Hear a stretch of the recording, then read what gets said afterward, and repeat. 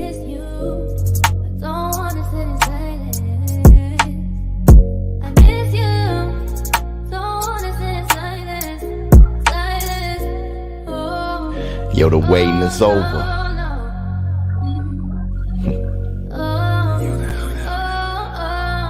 Yeah. Look, they say boxing is a death sport. Ashes to ashes, like trash in the alley. But cashes is cashes, which means we could compete. As long as I got breath in my lungs and my 2 feet and a strong heartbeat, we could rumble, young man. Put the gloves in your hands. The talking is over. All that we were arguing over is over. We could sit in silence before the noise and the roars and arena doors open. Before we throw hands, we satisfy the demands. This is for the fans, my legacy, my little mans who looked up at me like that. You're about to hurt them bad. Yo, the shit is serious. The big fish and the fisherman, the old man in the sea. But before you all see the violence and the bloodshed, we consider silence. But before you all see the violence and the bloodshed, we consider silence. I miss you. I don't wanna sit in silence. I miss you. Don't wanna sit in silence. Silence. Oh, no, no.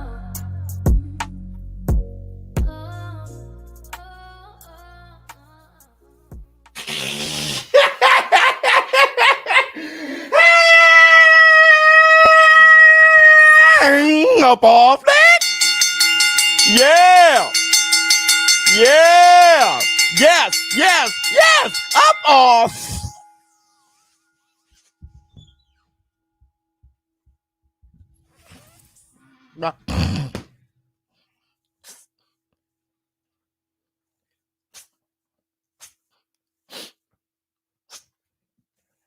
Y'all know what that is. Y'all know what day is, huh? Yeah. Yeah. It's hump day. Final press conference. Baby. Do it. What's up, my people? This is ShowBizz Adult. All right, man, look at who we have here. Let me see. Side tape. Let me see. Be unique.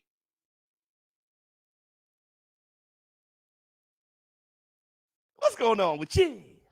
Whoops. All right, man. Lord, first I want to say this. Everybody, if you haven't done it, please close out the chat, hit the like, and give it up for the Varney Hill. With the laugh and do the cabbage patch.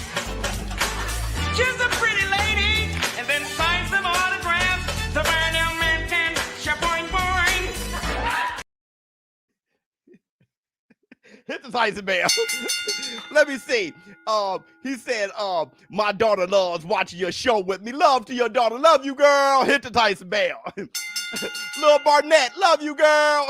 Hey, speaking of which, to all my ladies out there, ladies. Acting like I didn't see you laughing at the bar. Acting like a nigga wasn't checking from afar. Acting like you didn't know this Busy was a star. Denzel and acting like you ain't appealing when you are. But hit the Tyson bell. Let me see. Dude, I am hot. I just came from outside with my son playing baseball, so I'm sweating. Let me see. Oscar de la Fishness. What's up, Biz? In the war room. Hit the Tyson bell. Oh, I mean, look. Y'all know what time it is. It's the final press conference, and we about to kick it right now. there's so much I wanna know about you, but I don't really wanna know. That's what they say. You make it too hard for a nigga. I got you, but I got the time. Let's make it work. Your white chocolate mocha. That's why these coffee niggas wanna fold you. VIP on a sofa. We taking our time. Yo, excuse me, miss.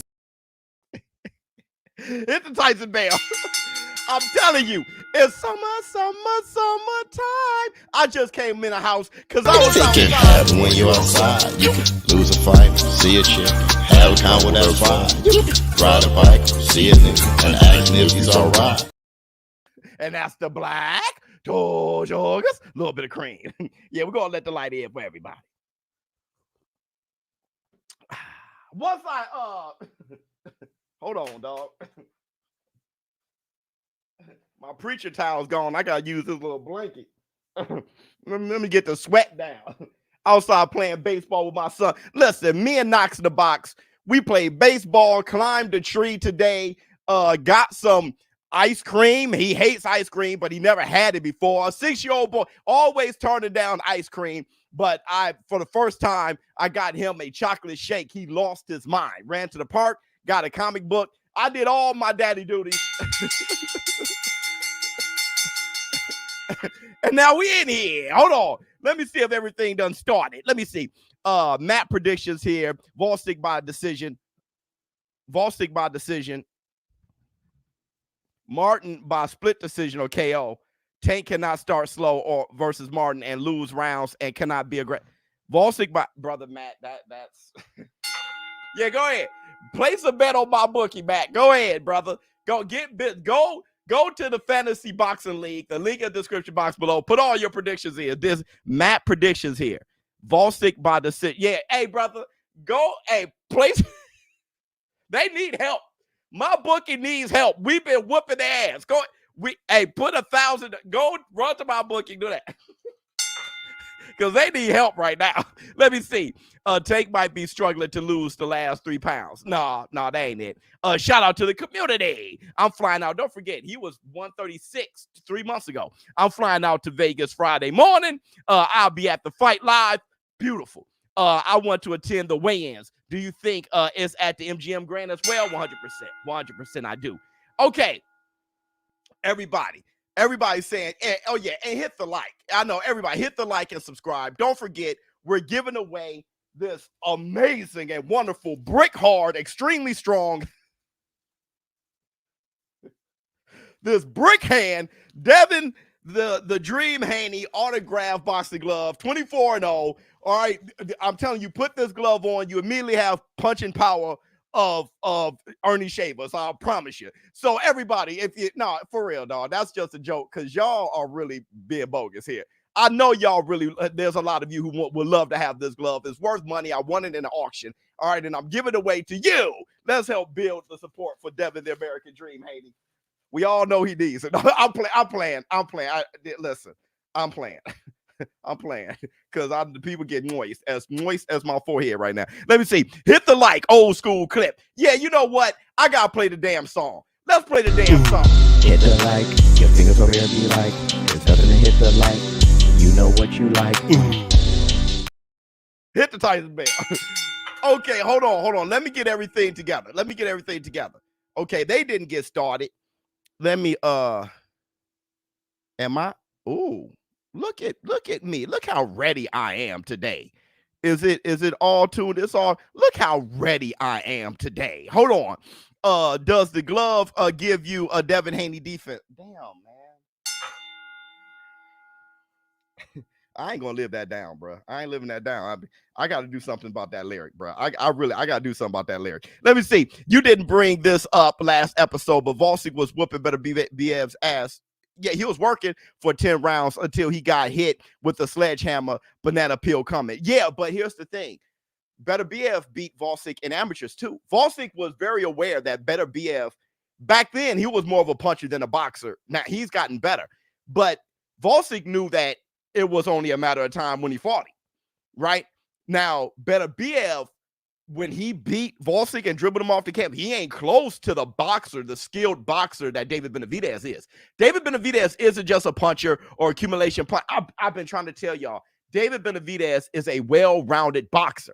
That guy he box. He was out boxing Boo Boo. He's different, right? He whooping Bibble's ass and sparring, hit the Tyson bell. I'm saying the guy is different. Mr. 360 became a YouTube member. Bye.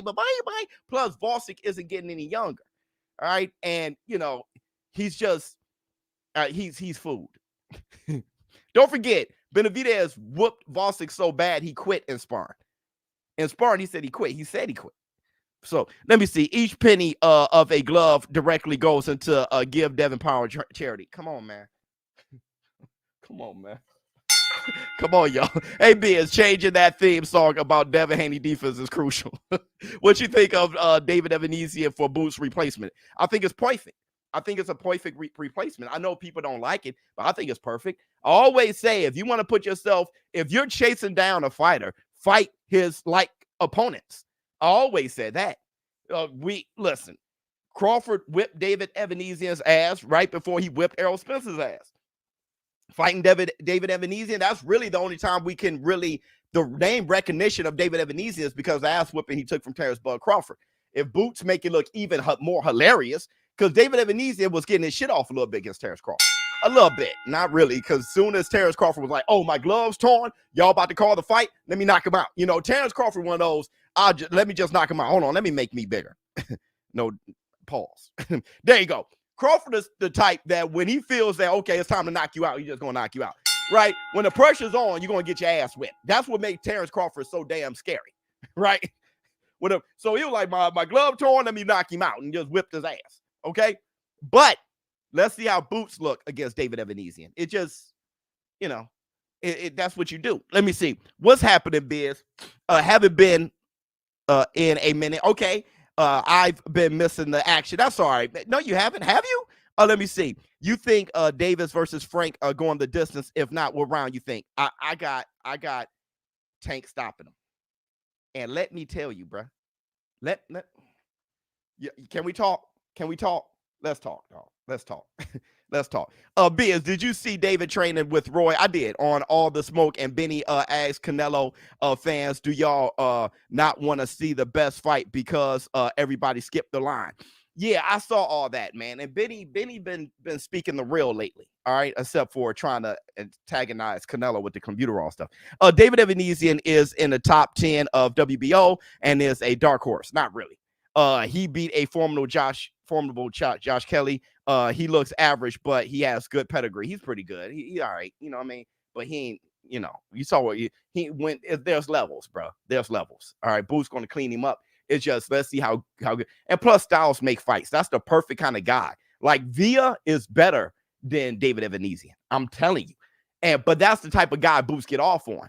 But let's see Boots against, you know, when like Karen was running. So when Boots dealing with a different type of style, somebody who's moving a lot, that's kind of harder on Boots. All right, hit the Tyson bell. Pause. But let's talk.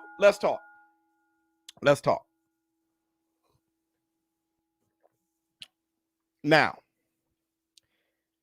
the more I look at Frank, man, hey, PBC, y'all gonna have to let me get away with this, dog.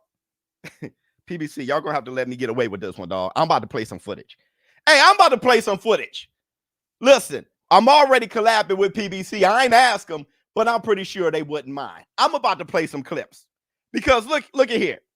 The more I look at Frank Martin, the more I'm like, hey, man, Frank ain't slick, dog. Hey, Frank is coined as being a slick fighter. I've been calling him a slick fighter. He ain't slick, dog. And one of you said it yesterday. He's explosive and athletic. That ain't slick.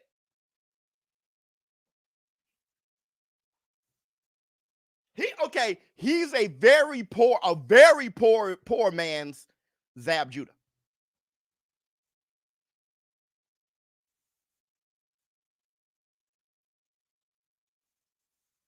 Hey, yo, let me show you. Let me show you real quick. Biz, what you think of Saudi trying to create a boxing league? Of course, that's what we always wanted. It's beautiful. And buy out the promotion companies is beautiful. That'll be I don't even want to jinx it. I'm trying not to say anything about it. That's everything, right? That's what we all been asking for. Let me see. After somebody asked if Frank Martin could fight moving backwards, I watch all his available fights, and he really only moves back to get out the way. Yep. He doesn't fight going backwards. He doesn't fight off his back foot, well, it seems. No. Just like every Derrick James fighter, bro. And not to say anything against Derrick James, man. I love him like a play cousin. That's like a brother of mine. But still, at the same time, that's just his training style. And Frank Martin, Jake Paul versus Mike Perry, July 20th, Amanda also fight. Oh, okay. Hit the Tyson bell. So listen, let's talk. Hold on. Let me just, yeah, I'm about to share something. Okay, I'm gonna remove this. How do you do this? How do you do this? Hold on real quick, y'all. Hold on. No, just everybody, just hold on for a quick second. I think we got time. Hold on for a quick second. Now, I love flank like a play cousin, bro. I love flank like a play cousin. As Frank Martin and Artem Harutyunyan go head-to-head. Bodies. And now it's a jab. Check him out. Yes, there's complete opposite. There's outboxing you. And there's a... Now, hold on real quick. As Frank... Let me pause this. Let me pause this for a minute. And let me set this up right.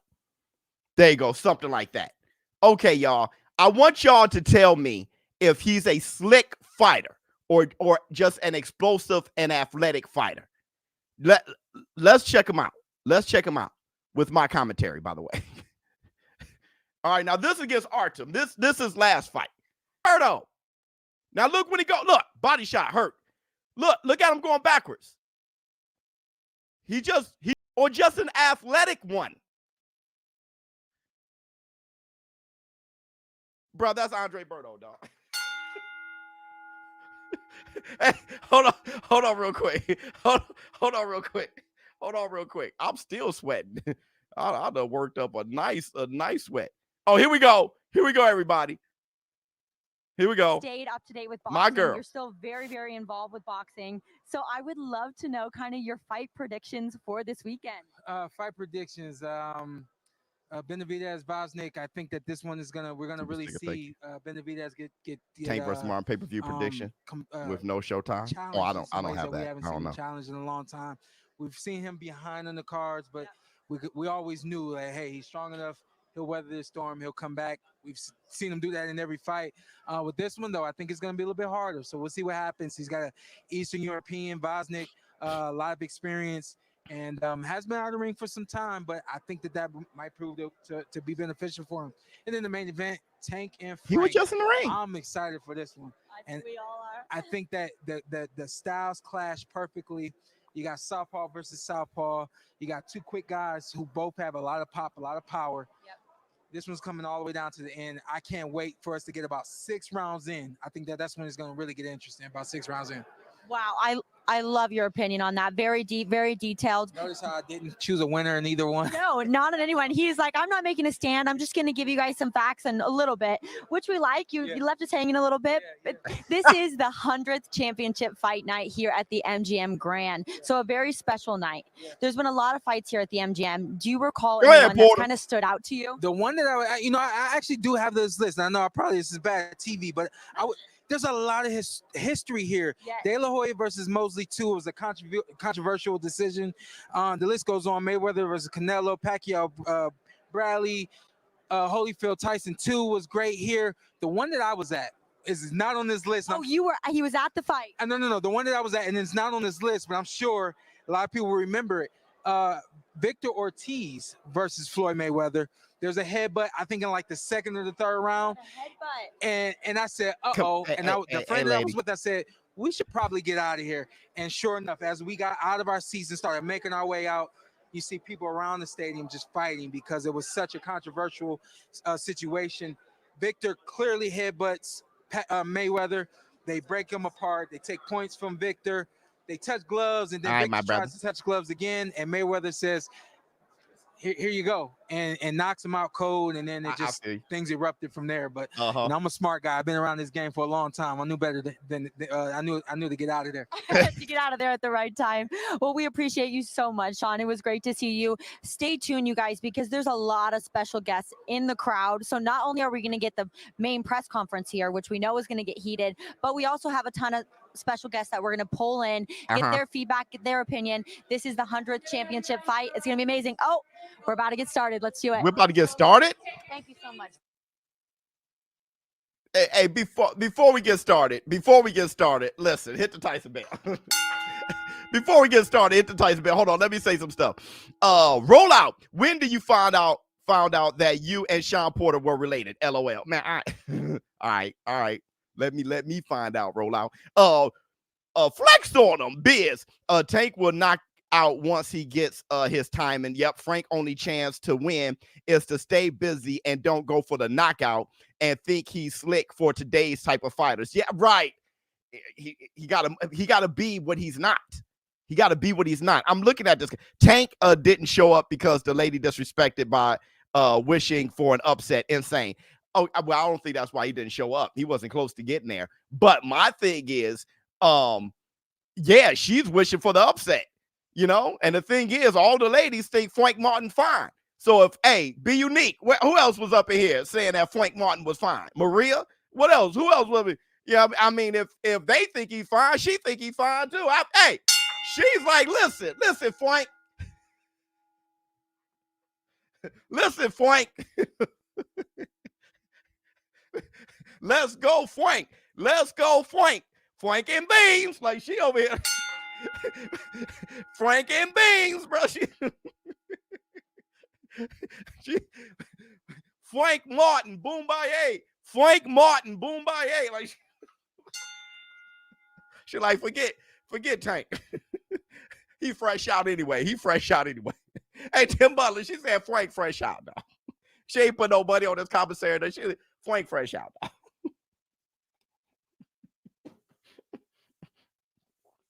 But listen. After studying Frank, I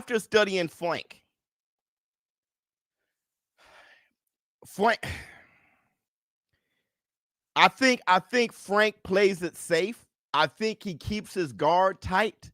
I think he throws his hands when he sees fit, and it may benefit him. Maybe that's how he caught Tank in the first place, right? Maybe Tank wants it badly, and he wants to get him out of there. Then Frank hits him with the quote-unquote break hand. Maybe. But one thing he's not is slick. Let me see.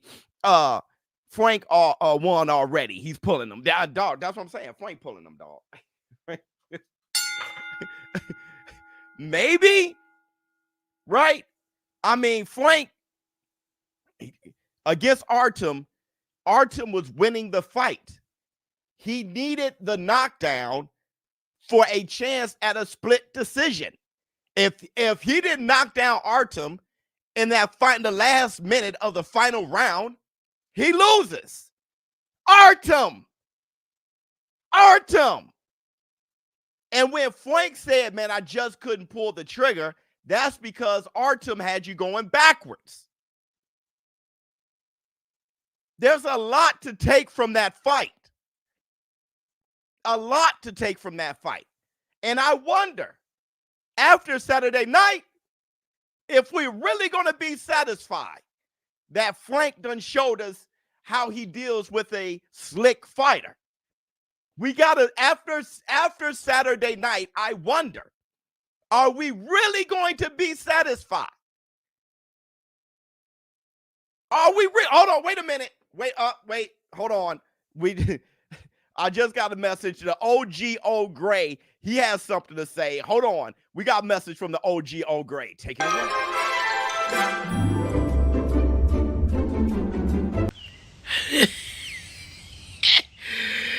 David Benavidez, you wake up from that dream, David. You wake up from that dream, see? Canelo Alvarez won't fight you. He won't fight you because he knows he can't beat you. But maybe he can win. See? No, listen. You gotta listen. He can't beat you, but maybe he can win, you see. He don't want to fight you. Not him at his best versus you at your best. Maybe you can be weight trained and maybe he can win because he can't beat you. Or maybe, just maybe, he'll fight you at the end, you see, where he get a moral victory. He just get a victory, he thinks, because at least I fought him. I wasn't afraid for him. I wasn't afraid of him. But I fought him at the end of my career, you see, and then I get this financial gain, this $200 million that he's wishing for. Canelo Alvarez. He can't beat you, but maybe he can win.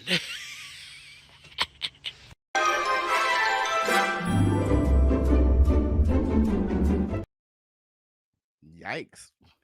Yeah, I feel what he's saying, but yikes, OG. All right, here we go. Matt, what will it take for Tank to become a sugar? For Tank to become a sugar. You know what? Let me tell you something, Matt. It's impossible because you can't put Tank and sugar in the same sentence, brother. You can't. Listen, Matt, that's the only he can't. He is not allowed to be a sugar because people are going to say he got sugar in his tank and all that. We cannot have sugar and Tank together. It's over with. They'll be calling him Sugar Tank and everything. Like, it's over with. We can't have Tank and sugar. You know, he would have been a sugar, but the Tank, that disqualifies you from being a sugar. New rule. If you got Tank in your name, you disqualified from being a sugar. It is what it is. Let me see. Oh, yes, I want to shoot him out before throwing him. Let me see. Tank, slick, flank, brick, body shot. Oh, Jada. That's Yebiz. Yebiz will get down like that. And you're right. You're right. That's the type of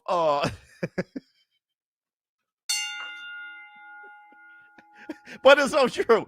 It's so true. But that's the type of riddle that Yebiz will give you. You're absolutely right. Now, it's Tank who's slick. And it's Flank who's brick. Pause? That's pause, y'all. That's pause. That's pause.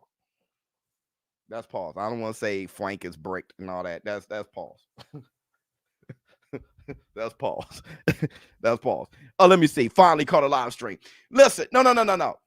I see now. Wait, what's going on? Is there just music playing out? It doesn't look like people are showing up. So let me give you guys a little bit of entertainment. Probably one of the greatest slugfests in the history of heavyweights. I just love how Holyfield was letting his hands go all through the George Foreman fight. Let's look at some clips.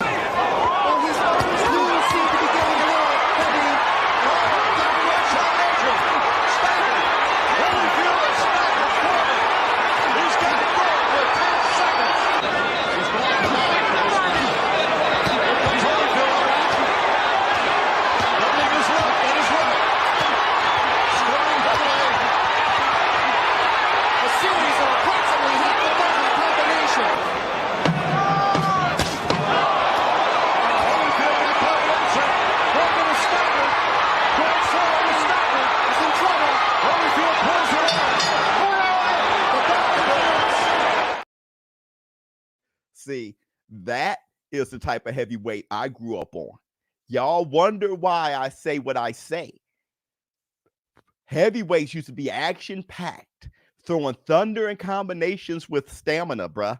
It used to, with skill, it used to go down like that. That's why I look at today's landscape and be like, brother, if you don't get this shit out of here, hey, these guys, I'll be like, brother, please.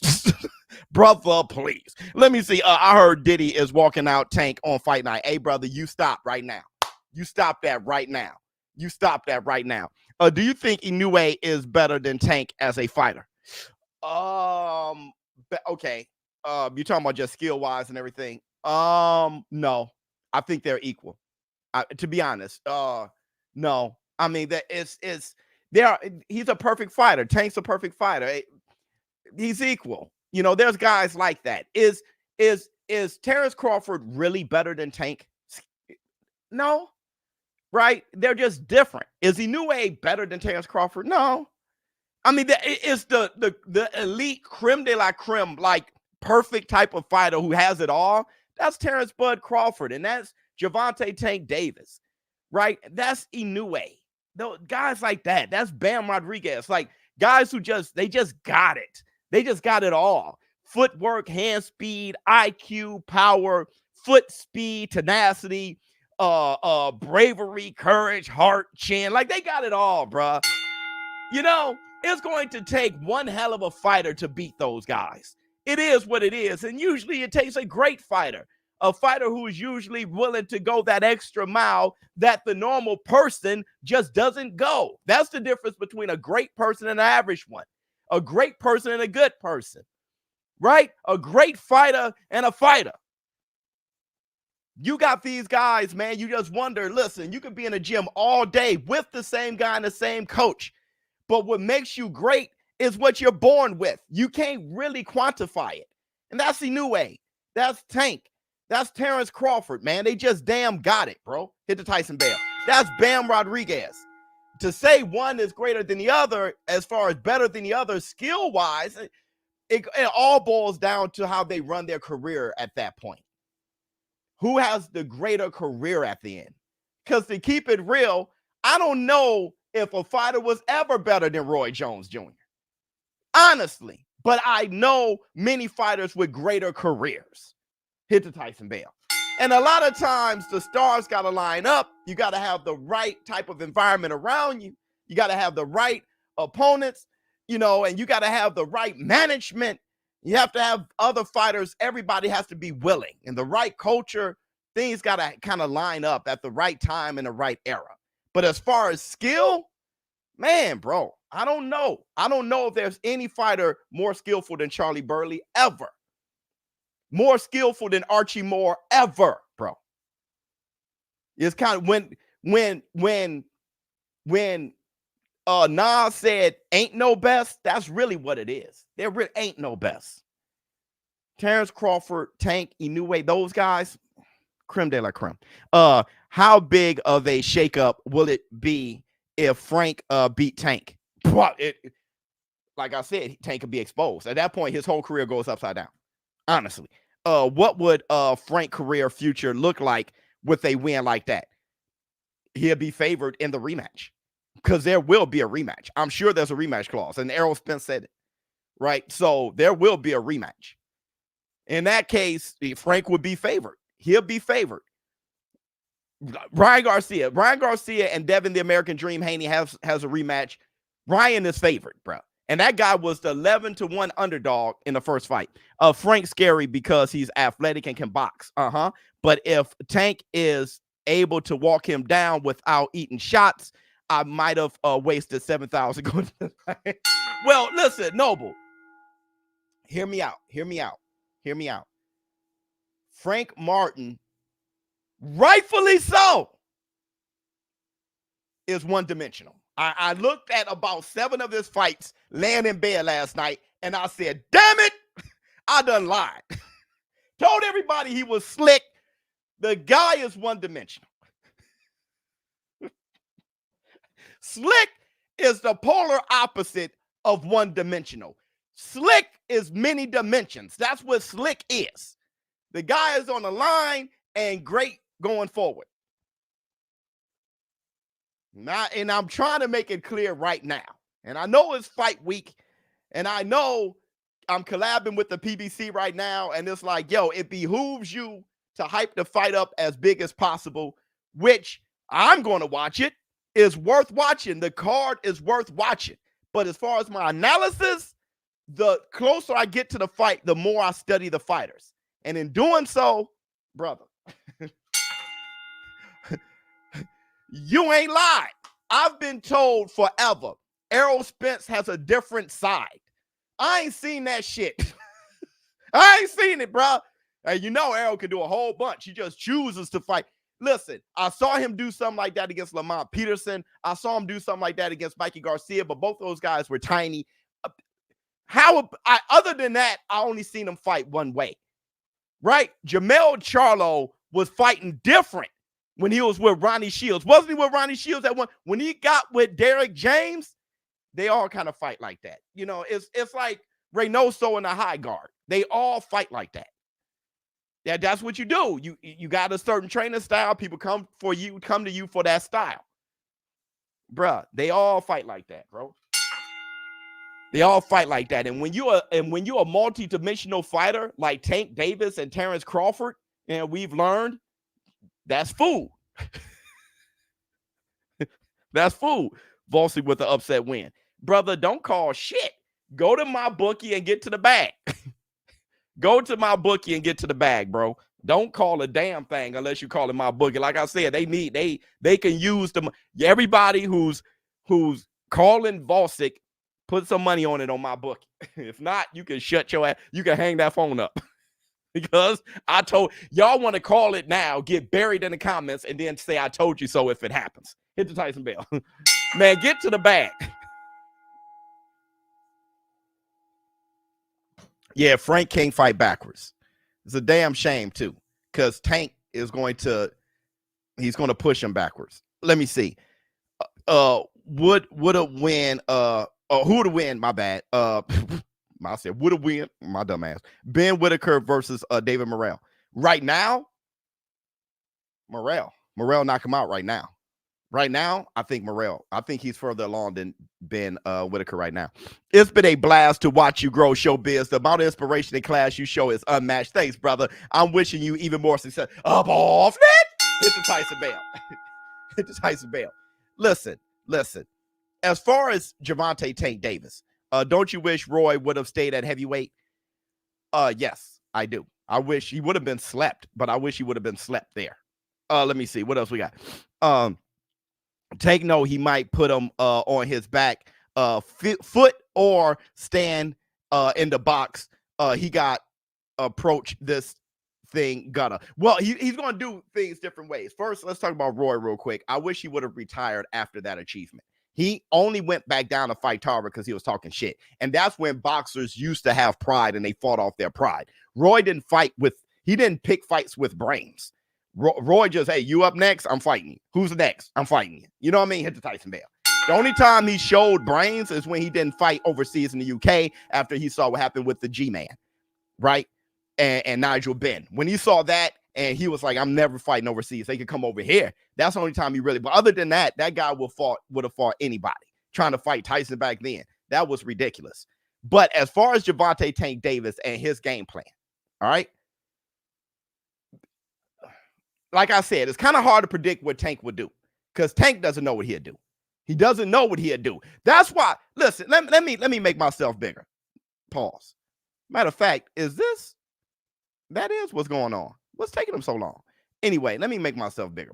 Listen. Hold on. Where are we? We right here? Yeah. Okay. This is why I think if you listen to Gervonta, sometimes he sounds like a little pussy.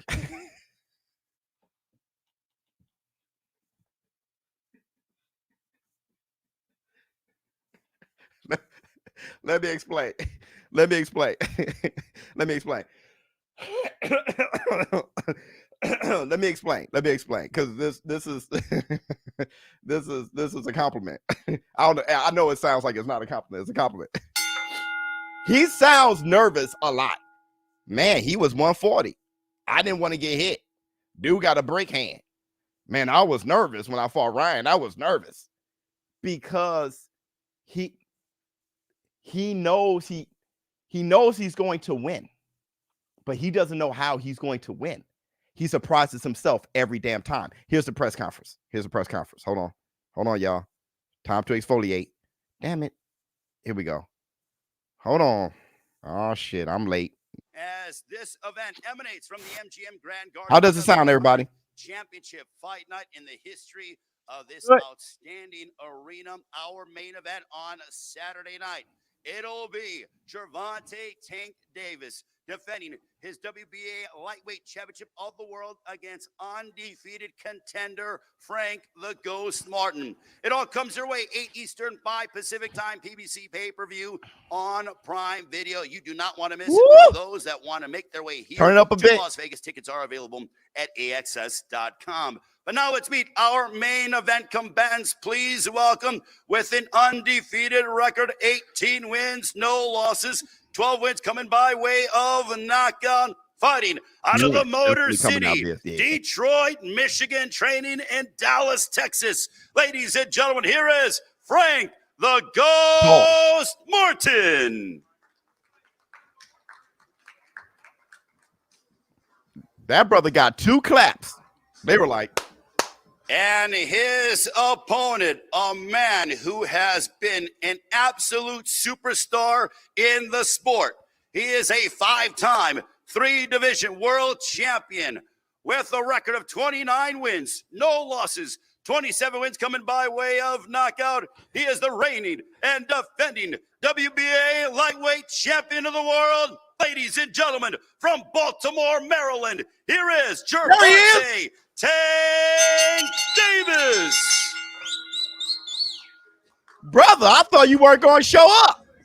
All right, ladies and gentlemen, both main event combatants are You had on the to show up. stage. Al wasn't Just to playing give that you an shit. idea of what you can expect on Saturday, you heard about our main event. Our co-main event will be for the interim WBC Light Heavyweight Championship of the World. It'll be David Benavidez, the super middleweight champion, going up to his new weight class at 175 to take on Alexander Gvozdyk. Before that, it'll be Carlos Adames defending his WBC middleweight championship of the world against the 2012 United States Olympian, the contender It's just from them Cleveland, two? Ohio, Terrell Gausha. And to begin the night, it'll be for the interim WBC Super Lightweight Championship of the World as Gary Antoine Russell, undefeated, all of his wins by way of knockout. He has a 100% knockout percentage. He'll go head-to-head against the undefeated ALBERTO PUELLO. But before we go live He on got that pay-per-view Cassie at 8 inspired Eastern, hairstyle. 5 Pacific time, we have 3 outstanding prelim bouts that come your way preceding the pay-per-view. 5:30 Eastern, 2:30 That brother Pacific got that time. Cassie shit. I mentioned tickets are available via AXS.com. The event promoted by GTG Promotions along with Man Down Promotions, Samson Boxing, and TGB Promotions. The event sponsored by DraftKings Sportsbook. The crown is yours. And also El Mexicano brand products, bringing authentic sabor to your table. Somos El Mexicano. dog. Now, Paul. Saturday night's event is being promoted by TGB Paul. Promotions, and it gives me the great honor and pleasure to introduce a man who knows the sport of boxing probably better than most of the population on planet Earth, certainly destined for the Hall of Fame, and has been a part of some legendary fight nights. PBC was actually born here at the MGM Grand Garden Arena back in March of 2015. Please welcome the president of TGB Promotions, Mr. Tom Brown. That brother got that Cassie shit. No diddy, bro. Oh. Well, thank you, Ray. Yeah, it's great to be back here in Las Vegas to promote another Tank Davis event on Prime Video pay-per-view. And that's what it is when Tank fights. It's bigger than just another championship fight night. It's an event. It's back like the old days here at the MGM on a Tyson event. That's what Tank brings to this. And he'll be defending his WBA World Lightweight title once again against another undefeated challenger, Frank Martin, the WBA's #2 ranked contender. You know, it's very exciting to be part of this 100th fight celebration here with the MGM. With this card, it's just going to be electric in there with the atmosphere. That's been how so many great fights here at the MGM. right there. Some of When my you rich, experiences real that's- quickly, hey, being get here in rich. 1994 with You Big look like George that. Foreman at 45 years of age, knocked out Michael Moore to win back that heavyweight title. And then, as Ray said, about 10 years ago, a little less than 10 years ago, when the Premier Boxing Champion franchise debuted here in March of 2015. You know, there's something about this building when these fighters come out of their locker rooms and walk down that hallway, they turn that corner and go down through that tunnel. It's like gladiators entering an arena. And this is just one fight you just can't miss. There's going to be electricity in there on Saturday night, so we're looking forward to seeing everyone. Thank you. Watch it. All right, let's go. No, seriously. Mr. Tom Brown, ladies and gentlemen. And now, ladies and gentlemen, it gives me the great honor and pleasure to introduce a famed boxing promoter. This man has been a part of blockbuster event after blockbuster event, a dear friend of mine, and a man who always puts it so eloquently when he comes to describing prize fighting. One of my favorite sayings that he says is there are levels to this game. And lo and behold, here we are at the MGM Grand Garden Arena yet again. Ladies and gentlemen, please welcome the esteemed Mr. Leonard Ellerbe. Oh, shit. Oh, shit. Thank you, Ray. I'd like to thank the MGM, Premier Boxing Champions, and Amazon Prime. Saturday night. Can't get here fast enough. Two things that kind of stand out to me over the last week or so that's been said. One is coming from Frank Martin's promoter, Errol Spence Jr. He says that Tank Davis is going to get dominated for 12 rounds. Dominated? Your nose look like the Errol Autobot don't be symbol. that dumb shit. I can promise you that. And then Frank Martin says, "Oh, I'm gonna beat Tank's ass." Okay, I expect him to. He's in tremendous shape. We know Derek got him in great shape because Derek's a phenomenal trainer. But let's be real. Let's be real. Okay, for starters, in 2017, do you know what Tank was doing? Tank became world champion. You know what Frank Martin was doing? He wasn't even professional yet. Oh! Okay? So one thing about this boxing shit, you can't skip steps. Oh, wow. It's something what we call experience. Oh, And you wow. gain that over a period of time by fighting the top fighters and doing your thing. Again, Well, I I'm can't say looking at enough him. about what I personally think that Frank's a good fighter. But there's a difference between good and being special. Oh! This man to my right, he's special. Everything that Frank Martin does good, Tank does better. And come Saturday night, don't blink, because this shit could be over early. Damn. Damn.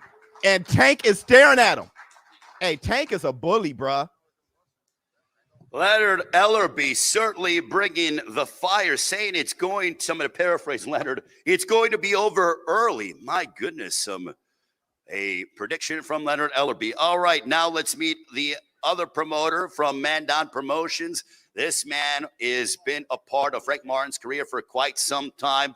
Ladies and gentlemen, please welcome a man who's the former welterweight champion of the world, 2012 United States Olympian. Ladies and gentlemen, here is Errol the Truth Spence Jr. Errol, yeah, Tank is clapping. Errol, what up, boy? Hey, no. I'm happy to be here. This is gonna be a what y'all laughing at? You know, I can't top Leonard Ellerby. He can talk. You know, that's just about all he can do. But come Saturday night, I guarantee you, Frank gonna put on a great show and a great performance. He's ready for this moment. He's been ready for this moment for a long time. And Tank gave him the opportunity. So come Saturday night, I guarantee you he's gonna put on a great show and a great performance and show everybody why he is the best 135-pounder in the world and the new WA welterweight champion of the world, Frank Martin. We're going to give you a Father's Day gift, Daddy Martin, come Saturday night. Whoa! He said dead ass. All right, Errol ladies said and dead gentlemen, ass. we He heard looked at from Tank and said Errol dead ass. Spence Jr., and I'm looking forward to He ain't talking even with dap both our main Tank. event combatants in a few He ain't short dap him. moments. But right now, ladies and gentlemen, I Errol, want to go whoop ahead thick and ass. bring up one of the esteemed trainers for the Errol just admitted challenger, that the Frank lead is a tune trainer up. of Yeah. the challenger. This man has been in the corner of many world champions and is certainly an astute mind in the sport of boxing. Ladies and gentlemen, please Errol welcome punch hard. Derek James. You funeral. Yeah, that all black. Hey, DJ. That's my D. What's up, I'm brother? not here. I'm not going to talk a lot, but what I'll say is I like that Tom Brown says challenger. Everybody says challenger. But the thing about boxing is we'll come in a challenger and 1,000% he'll leave a champion. See you on Saturday night. Oh! All right, so you heard Derek James proclaiming that Frank Martin will leave as the champion on Saturday night at the MGM Grand Garden Arena. This PBC pay-per-view on Prime Video. Hey, man. Also Frank want to hardcore. acknowledge the That Frank squad Martin hardcore. Sr., Frank Martin's father as well, ladies and gentlemen. A round of applause for Frank Martin Sr. Great to see you, Frank Martin man, Sr. they look strong over there. Also on the champion side, want to acknowledge one of the co-trainers, Kenny Ellis, ladies and gentlemen. Let's give a round of applause they for look Kenny strong Ellis, over there. who is in the Errol, gym and DJ, does great they work. looking And strong. speaking of great work, this man has been, certainly he embodies what it is to be involved in boxing in the Baltimore, Washington, D.C. area. He has been with this man 29 times. 29 times they've come out victorious with 27 knockouts.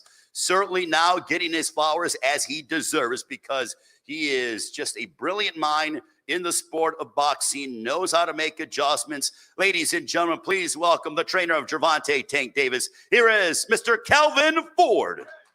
I can't do the hair. The hair is really the hair, bro. The Cassie shit is driving me nuts, bro. That's Here we crazy. go again. How y'all doing over there? Nobody talking about the 100th fight at the MGM. We're going to see greatness that night. It's about the fight. It ain't about the champion. It's about the fight. Oh. That's all I care about, the fight. Come that night, I want people to leave this show, watch this show, and sit there and say to themselves like they came from a karate movie, man, I want to fight just like Tank. Oh! I want to be just like Tank. Tank ass. Because we're going to put that work in. Derek, we've been friends for years. No, we've been friends for years, but this clinic, it's good. Hey, Martin, you know what I told you? Come with it, please, because I need that button push. I need you to push his button because I haven't seen it yet. I know what's under this hood. And they ain't been pushed yet. And everybody on the East Coast knows that it's a button. It's a button to be pushed. You know what I'm saying? You can only take him so far. You can only take him so far. Martin, I see you that night, baby. Please push them buttons. Yeah. Oh, yeah. Oh, Please. yeah. I got you. I need it. Know why? I'm gonna press I'm every trying. button. It's nothing personal with you. You just in the way. You squeeze to the grass. You're where you're supposed to be because your Lord let you be here. But guess what? You're here for a reason. And that's the night we must show the world what Tank Davis really is. Thank you. Fresh out! Fresh out! Fresh out! Hey, Frank, don't push no I greatly appreciate Calvin Ford. Now let's meet one half of our main event. It is PBC pay-per-view on Prime Video this upcoming Saturday night. As Calvin mentioned, the 100th championship fight at the MGM Grand Garden Arena. The first fight was going back to that I want January 29th, 1994. Julio Cesar Chavez so much, against and Derek Frankie deserves all the Randall, accolades. the surgeon Hell no, defeated that ain't wrong, man. Chavez, Go ending ahead, him root for the who first you root loss for. of his career. Now, ladies and gentlemen, let's bring up a man who has a record of 18 wins, opposite no defeats, 12 wins coming by way of knockout training. Don't let him talk. Dallas, Texas, under the guidance of Derek James. Hey, let him undefeated lightweight contender coming off of wins over Jackson Marinez, Ramiro Duno, also Artem Hartunian. He is an undefeated lightweight contender promoted by Errol Spence Jr.'s Man Down Promotions. I will tell you a quick story about this man. I remember when he made his national television debut back on April 20th, 2021, when he knocked out Jerry Perez by outstanding 7th round knockout. And his trajectory has been going upwards ever since. Ladies and gentlemen, please welcome from Detroit, Michigan, the undefeated lightweight contender. Here is Frank the Ghost Martin. I love this. Uh-oh. What's up, everybody, man? I appreciate everybody coming out. Hey, I appreciate everybody coming out to support the fight. You know what I mean? June 15th is going down. You know what I mean? We here. You know, like I said once before, I appreciate Tank giving me this opportunity to come whoop his ass on June 15th. It's on. You know what I mean? He ain't been in there with nobody like me. I'm coming different, you know. When you say, Kyle, when you say push them buttons, I'm gonna push every button that he got on his ass. Every one. You know what I mean? So June 15th, y'all, come out and expect a good fight. You know what I mean? Let's get it. Let's get it. All right, we got Frank the Ghost Martin. Now, ladies and gentlemen, let's bring up. Don't push button. When it comes to this man, he made his debut here back at the MGM Grand Garden Arena. Tank, I don't even know if you've done so many events, but I don't know if you remember this. It goes back to September 12, 2015. You made your debut here at the MGM Grand Garden Arena, knocking out Recky Dulé. That is how long you've been fighting and campaigning and showcasing your talent here at this iconic venue that is the MGM Grand Garden Arena. When it comes to this man, there are 3 E's that I like to categorize the champion. What's that? One, he's electrifying because that's what he does arenas around the world. He's exciting.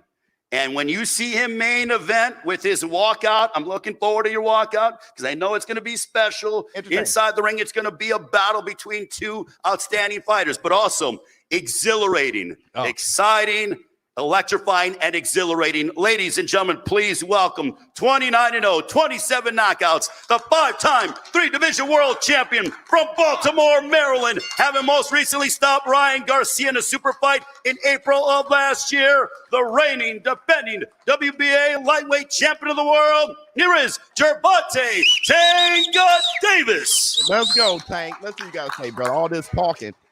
No, short. Now you short. Oh, you're short. I just want to thank everybody for coming out. You know, the media, the MGM for holding this fight. My personal team, Al Heyman, you know, Amazon Prime, just everybody that played a big factor.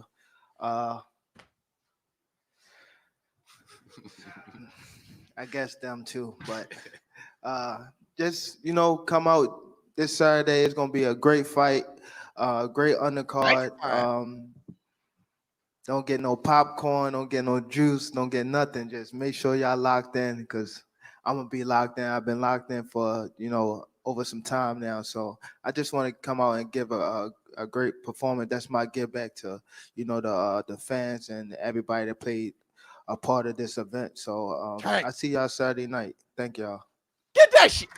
How the hell you talk all that Gervonta trash Tank off Davis, the ladies mic? and gentlemen. You get the mic in your Now, face. Tank, I want to just ask wanna you. say, You guys have have your Michael been Jackson. talking up here and going back and forth. Yeah. Tell him, what have you guys been saying to one another over the past few moments? When he came up there, he was shaking. He was just shaking a little bit. You know what I mean? So He was shaking. So you're seeing him move a little bit. You think he's a little bit apprehensive? Talking a little tough yesterday when I ain't come to the rival, but today he's shaking up there talking. So I know that, Frank, how do you want to respond to that? I'm scared. I'm so scared. It's gonna show. Don't worry about it. It's gonna show. I'm for scared sure. as hell. You know.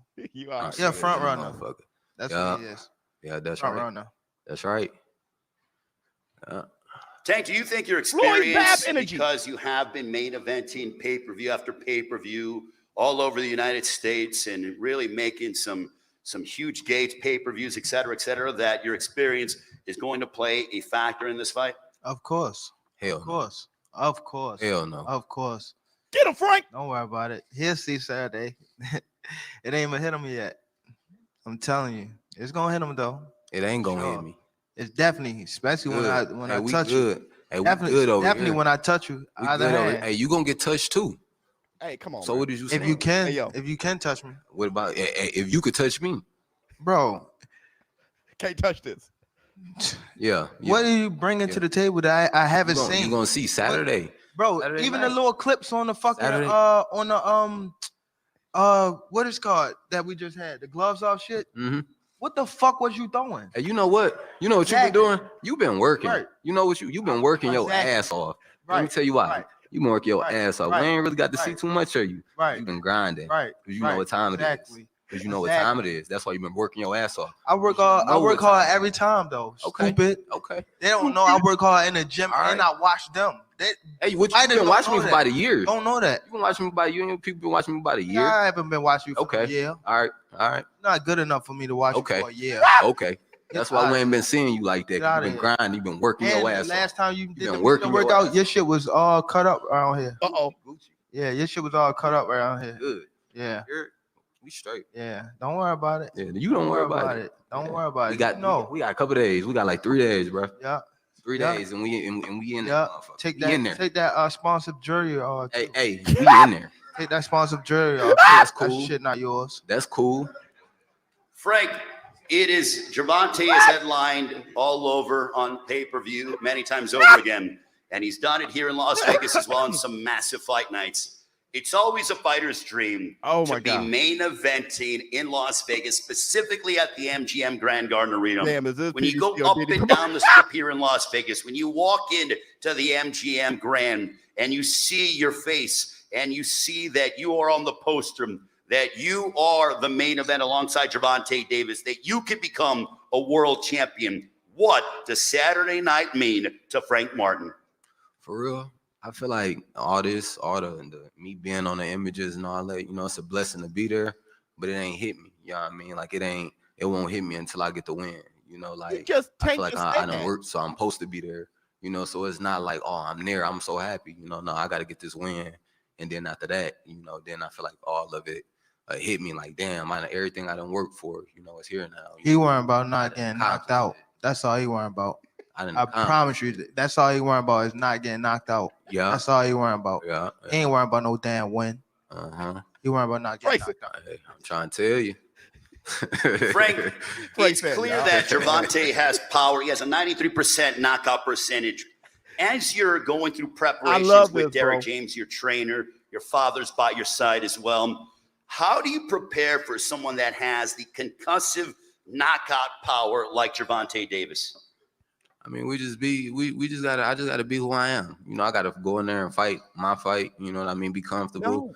You know what I mean? And you He know, ain't even had no got good power. spawn partners. He got power. He got He power. ain't even had no but, good spawn partners. You know, it don't matter. His spawn partner was ass. He got power, but then you know, His spawn partner was ass, completely ass. Take away that power. This spawn partner was completely ass. Everything. Man. Ass. Yeah. Yeah. You went and got And the you best. sparred the MMA guy your last sparring. You went and got some of the best. Stupid. You went and got some of the best. That's so stupid. You hear me? That's so stupid. You did everything you feel that you did right. You did. You done got some of the best sparring. You've been working your ass off about a year. You on point, brother. Gervonta, what kind of challenges does Frank Martin bring to the table for you on Saturday night? His fake feet movement that he do the same way. He do the same thing. Called it out. Regular. Mediocre. So He said, yeah, G, mediocre. When it comes to the opponents that you fought, where do you rank him, or is it still too early to tell? Will you be able to give that assessment after? Yeah, to be honest, I got to wait till I get in the ring with him again. You're 29-0. 30-0 is, you know, you look at milestones in careers. Does 30-0, how much does that mean to you? Or is it just like another day at the office? Yeah, just a stepping stone, to be honest. To where it's not, I can't judge myself till my career over. Right. It still is Facts. an open book. Facts. Well, I know that you guys had a sparring session, and I know that was talked about during the opening press conference, but for those that don't know, I'm going to start with Frank, and then I'll go over to you, Gervonta, because there are two sides to the story. But Frank, can you go ahead and describe what happened during that sparring session? He came in playing, thinking shit was sweet, got clipped, grabbed. That's another thing. You never clipped me. What are you talking about? I didn't clip you? No, you did not. You caught me with a good shot. That's it. That happened in boxing. You never clipped me. I never shook or none of that. So you didn't what shake. You talking about You shook the shake. fucking room. When You don't even hit that hard. When you put me in You the don't even headlock, hit that hard, bro. Put me in the You headlock. don't even hit that hard. All right, well, so you what don't did even you hit do? that hard. I hit you with the left. You don't What did even you hit do? that hard, What bro. did you do? And you gonna split? I can see all. What did you do? I'm gonna split them open. That's I cool. promise you. Got it. I promise you. Yeah, you got it. I promise your whole What did you do? jaw. Why you so mad? I'm gonna break you up. I'm telling you. And every You know time what I happened? tell y'all something, You know what happened? don't it happen? know what I'm happened? telling you, I'm gonna break you up. Y'all want to I know promise something? you, I'm gonna break you up. Y'all want to know I something? promise. You look at all that. Y'all got pussy. y'all all right. You show me Saturday. Show me Saturday I'm pussy. You always Saturday. that fake hard shit. What you talking? Oh, you seen them trying to found his face. Show me Saturday. Gervonta, do you want to? What was your interpretation of the sparring that you had? He said he clipped you. He ain't clipped shit. He don't even got that much power to clip nothing. But you what said talking brick hand. about? Bum ass nigga. Yeah, all right. My bad. Gervonta, where do you feel? Has he gotten under your skin, or is it just? When he faked that, when he fake tough. Fake tough. That be you doing all that fake ass tough. Chill out. Tough acting. Chill out. What is you talking about? I was up here blasting shit till you I ain't start frowning your look. I ain't gotta fake. Just like you said that lame shit. Oh, you from the suburbs? I ain't from no damn suburbs. Fucking clown. suburbs, nigga. You Clown. You was fucking 7. You sound like or fucking 8 bozo. like that. Talking about I'm from Look how you suburbs. talking. You sound like a bozo. Clown. Derek James, You just be trainer the funny guy you is. of Frank Martin. Derek, if you grab one of the microphones over here. But I love training camp. Obviously, has this been the best that you've ever seen, Frank? And with this, you know, I'm sensing some tension up here. Do you like that with your fighter? Does that motivate him? Is that fuel? That's why he triggered. You know, your thoughts on that? Tank got touched. You know, he had a good camp. I think that you got to be able to, you know, use that as fuel for fire and do what you need to do. So, you know, you need to use that for fuel for fire to, you know, get in the ring and prove your point. Because he obviously believes in himself, and that's dope. Because we wouldn't be here if we didn't believe in ourselves. So it's good he believes in the situations, because he's supposed to. I like that. Facts. So you'll see Frank come out and do what he needs to do to be the best version of himself. What kind of performance are you expecting from Frank on Saturday? Is it just win by any means necessary, or is there something that you're envisioning? Well, it's always, win by any means necessary, but to follow the game plan, follow the strategy, and go out there and be phenomenal. Yeah, man, y'all got Errol, for you, thank you very much, Derek. For you, you were the promoter of Frank Martin. You've been involved in some blockbuster championship events on pay-per-view, but what have you been telling Frank in regards to preparing for this moment, fighting here in Las Vegas, being the main event? He don't like no, we get in the track. Nigga, shut your ass up. Talk way too much, bro. You talk way too much. Yeah. No, you can't come at Errol like that. You back it up with who? Who you back it up with? What's your fighter? It could be either one. It don't matter to me. I'm here. Yeah, you heard, but you don't fight nobody, bro. Oh. You don't fight nobody. You here for a check, brother? Fight for? You here for a check? You here for a check? You here for a check? No, y'all two here for a check. You got me fucked up. Oh, so you here for a check? Errol, what have you been telling Frank in preparation for this fight week? Hey, Errol different. Just stay focused, stay hungry, stay dedicated, and it's all about the grind. That's what he's been doing. That's how he get to this point, because he's been focused, he's been hungry, and he listened to his game plan. They've been in the gym working, staying focused, listen to the game plan, going over his instructions, and I believe that he's gonna come. How you know that? How do you know that? How you know that? How you know that? Because y'all don't be in the same place at the same time. I know all his sparring partners, nigga, and I talk to him. What you mean? You know they ass then. That's like, and you know it too, because you argue with one of his sparring partners on Instagram, like a little girl. You said what? You argue with one of his sparring partners on Instagram like a little girl. I follow him too. I follow him too. And that nigga is, I keep saying that, my bad. He is ass. He is ass. I know all his sparring partners. Errol's about to kick your ass, dog. Errol's gonna kick your little ass. Yeah, you know all of them, because you search and you look for everybody. It really don't you search matter. and look for everybody. It don't matter. Calvin, for you. You know you scared. Calvin, if we can bring Calvin forward, grab the microphone. We're seeing that Gervonta is, You say what? certainly very vocal, bro. And you mentioned when you were bringing up, when you were talking to Frank Martin, I want him to push the button. Has the button been pushed? Nope, not yet. Wait a minute. With all the talk up here and everything, it hasn't been pushed. Can you grab the microphone? This is Tank. Tank does that all the time. And I like it because remember when he was younger, y'all couldn't even get a word out of him. Right. Floyd was talking too much.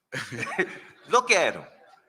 When I see this, Floyd was talking pushing too much. forward to where he's supposed to be at. Facts. Martin is here for a reason. I understand that. Derek understand that. Spence understand that. He's here for a reason. And I want him to push the buttons because y'all haven't seen the real Tank yet. Facts. So, Calvin, what does it mean from your perspective? Because you're in the gym with him every single day. You guys put in the blood, sweat, and the tears in the gym, preparing for big fight nights, 29-0, 27 knockouts. But what does that mean to see that level of Tank that you're looking for? This camp been totally different. When I first caught back up Tank, it was Ramadan. He looked mentally different. Tank is crazy. Humble, but hungry. That should do for everybody. But everybody seen him in the team, they was worrying about him. Because how his fasting. Probably not. When he take off his clothes and look at him now, he remind me when he was the little Tank that I first got with. Little Tank. Calvin, is there a sense of maturity that you are seeing from Tank as we've watched him evolve from being, he's been fighting here at the MGM Grand for nearly 9 years, but this maturation process that we're seeing out of the WBA lightweight champion of the world? Man, like I said, y'all want to tune into this fight because when I watch how he's moving and doing stuff. Remember how Mike used to be on the floor at that fourth quarter? Yo, I got sparring partners say, yo, and Errol even know it. It's hard to train for this man. Oh, stop Y'all name gonna have dropping to Errol. figure it out. I want y'all to figure it out because I'm still searching for the greatness to come out of him. Frank, when you hear Gervonta set up here moments ago, a bit off microphone that he wants to hurt you. Obviously, that's the name of the game, but your response to those comments from the champion. You know, he come out to hurt everybody. You know, he come out to hurt everybody. So, you know, we done heard that before, but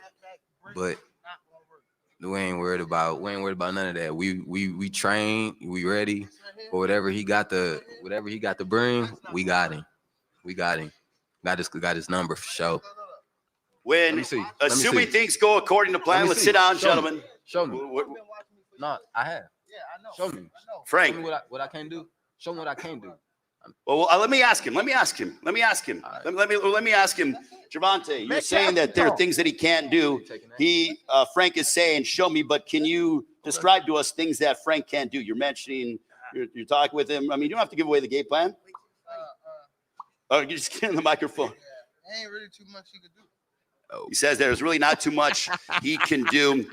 Frank, in a perfect world, how satisfying would this be on Saturday night if you were to hear and the new WBA lightweight champion of the world, but also be the first guy to hand Gervonta Davis a defeat? That's everything. You know, that's why I'm here. You know, I'm here to do just that. Get my hand raised and come out with that WBA strap, you know, and then, you know, it's a new face sitting in the seat. You know, it's going to be me. drained. Tank, the most animated that I saw you, or vocal, and Calvin, you can correct me if I'm wrong, was against Rolando Romero. But now I'm seeing Tank, you know, he's not as, but he's, you know, vocal. So would you say that this is the second most passionate and emotional, not emotional, but, you know, fuel that you had heading into a fight? No, because or Calvin. I watched him from the Barrios fight. Rolly, he was another person that, you know, he was another person that was energetic on the mic. You know what I'm saying? You know, so, you know, I just heard Martin really say some things. You know what I'm saying? You know, so when I'm looking at, that's what we need. That's the fire, you know. And I already know that they prepare. I already know that he's going to come out and do what he's supposed to do. I already know all this. You know what I'm saying? I want this. I'm inviting this. You know what I'm saying? This how I get to see where levels of being that guy that he's going to become. And he's the guy to show the world.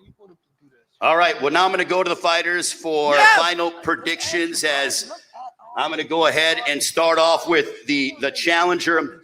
Frank, before we get your prediction, can you give us a quick summarization as to what you guys have been talking about right now? What'd you say?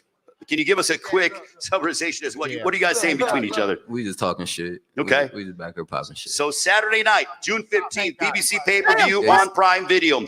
How is the fight going to go down? Your prediction, sir? It can go however he wanted to go down, you know. If he act up like I've been saying, y'all gonna see Gervonta Davis get knocked out. Y'all gonna You're saying a knockout. If he come in and he act up, y'all gonna see him get knocked out. Period. I don't care what nobody say. I don't care what power, this and that. If they say I ain't got it, he come in and act crazy, he going to sleep. And he going to sleep. Frank Martin predicting a knockout over the champion Gervonta Tank Davis. Tank got Gervonta, 29-0, 27 knockouts. Tank got 20. Saturday night, June 15th, BBC pay-per-view on Prime Video, the 100th championship fight night at the MGM Grand Garden Arena. How is the fight going to go down, Tank? Ass whooping. Ass whooping. Time. All right, ladies and gentlemen, that'll conclude the press conference for Gervonta Davis and Frank Martin. A round of applause for both fighters and their camps as they get set for their collision this upcoming Saturday night. The event promoted by GTD Promotions, Samson Boxing, TGB Promotions, and Man Down Promotions. The event sponsored by DraftKings Sportsbook and El Mexicano brand products. Now we are going to go ahead and have the ceremonial face-off between the two, Gervonta Davis and Frank Martin. Someone's got to go. It all goes down. BBC pay-per-view on Prime Video. Gentlemen. Frank, I needed you smaller by now, Frank. I need, no. He thinned out. Never mind. Frank is thinner. I was about to say because how his arms were looking when his arms were bent. Hey, somebody get in there. Stupid ass. Get in there. Oh, shit. Look, Frank, look at him. Damn. Frank, turn to him.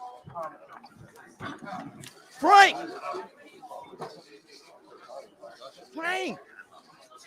Don't leave. Oh, shit, Frank. Frank.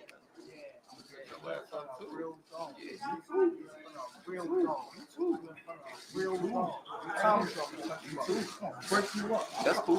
Break your jaw. Okay. You gonna see. I'm not worried about it. All that tough shit. I'm not worried about it. Nobody can't fight for you. Nobody can't fight for me. Me in that motherfucker. June 15th. We in there. June 15th.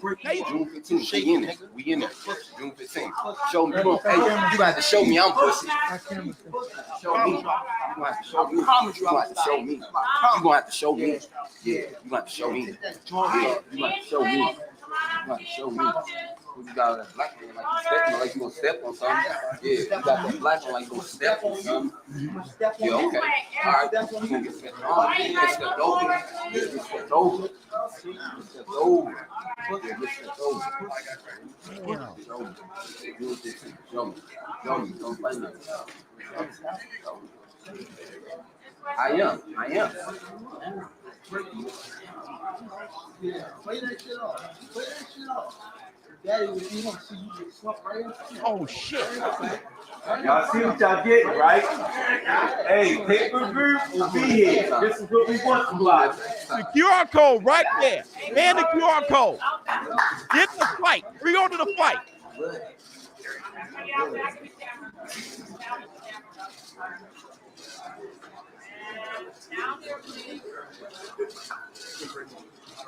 Man, dog.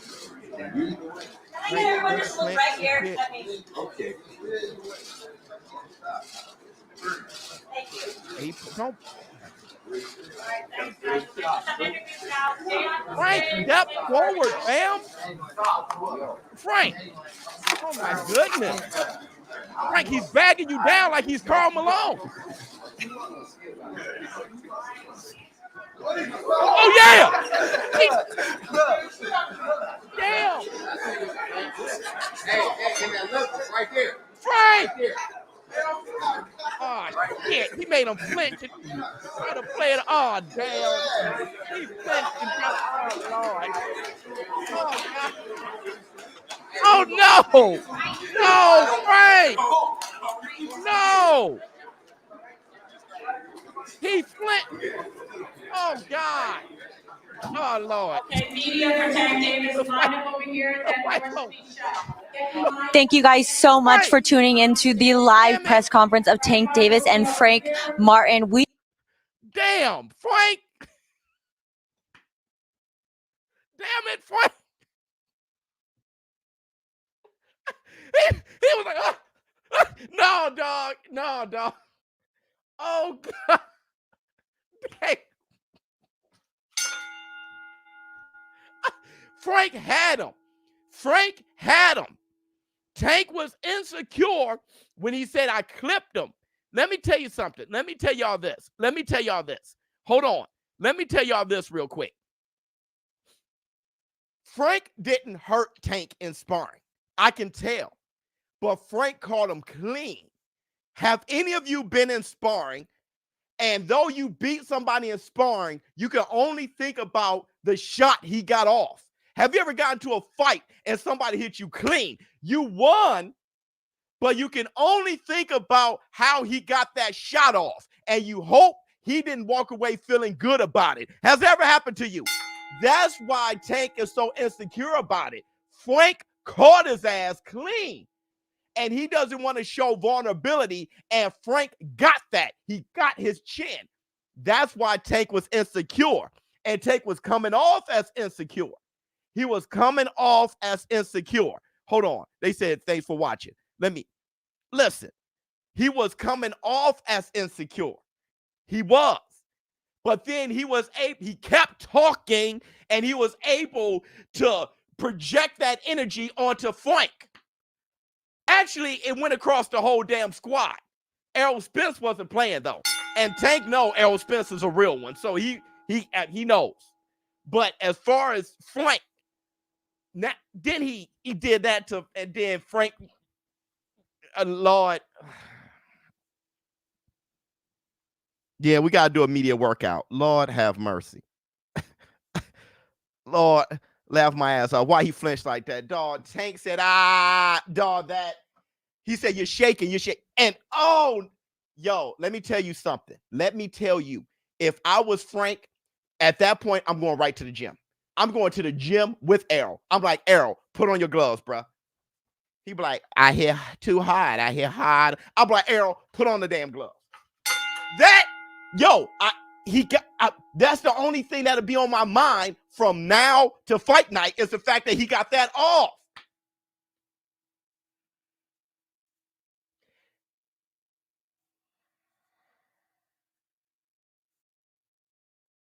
Damn. And the thing is, what are you supposed to do?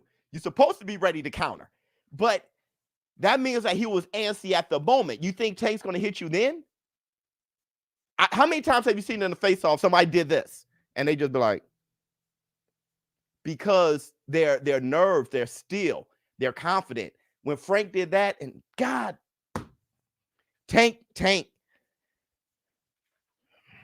Let me see. That's it, Biz. He already lost. Dog, Frosty, the swole man. Let me see. Gutter. Brother, that's one of those moves when you test the waters. Frank was see, the thing is, the entire press conference, Frank was being extremely calm. And I'm like, I was almost ready to say Frank won the press conference because his team was looking strong. DJ, Errol, all that shit was looking strong. So regardless of how poised he was sounding and that's why Tank was like, man, you making a little tough face and you're doing a little that you're not that tough. And Frank just like, man, yeah, you'll beat me. All right, yeah, all right. You're not. He's acting like he's poised.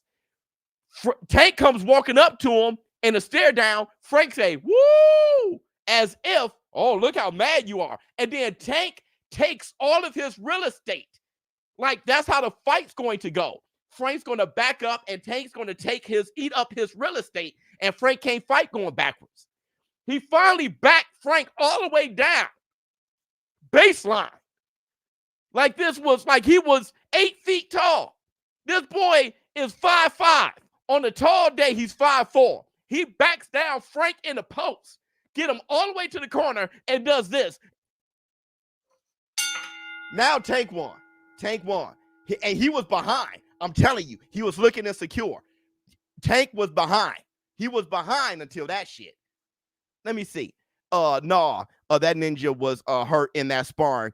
It's why Tank want these get back as human beings. Love you, boy. Listen, Raymond, I've been there. He wasn't hurt. That's why he's trying to say, man, you didn't clip me. I wasn't hurt. That's why he's pissed. You think I was hurt because you got some shit off. I've been there. I've been there. Get hit flush. I mean, flush. Bam. Head snap back. But you end up winning. All you can think about is how your head got snapped back. That's all you think about. And if that guy felt good about it, I swear to God, I've been there. And you're hoping he doesn't feel that way. And then later you hear, yeah, man, when I clipped him, yeah, when I clipped Biz that time, you ain't clipped shit. That's what Tank is on. Brother, I know the energy too much. If y'all lace them up at all, y'all know the energy. Flex on them. Hold on. Seep. Left hand on you.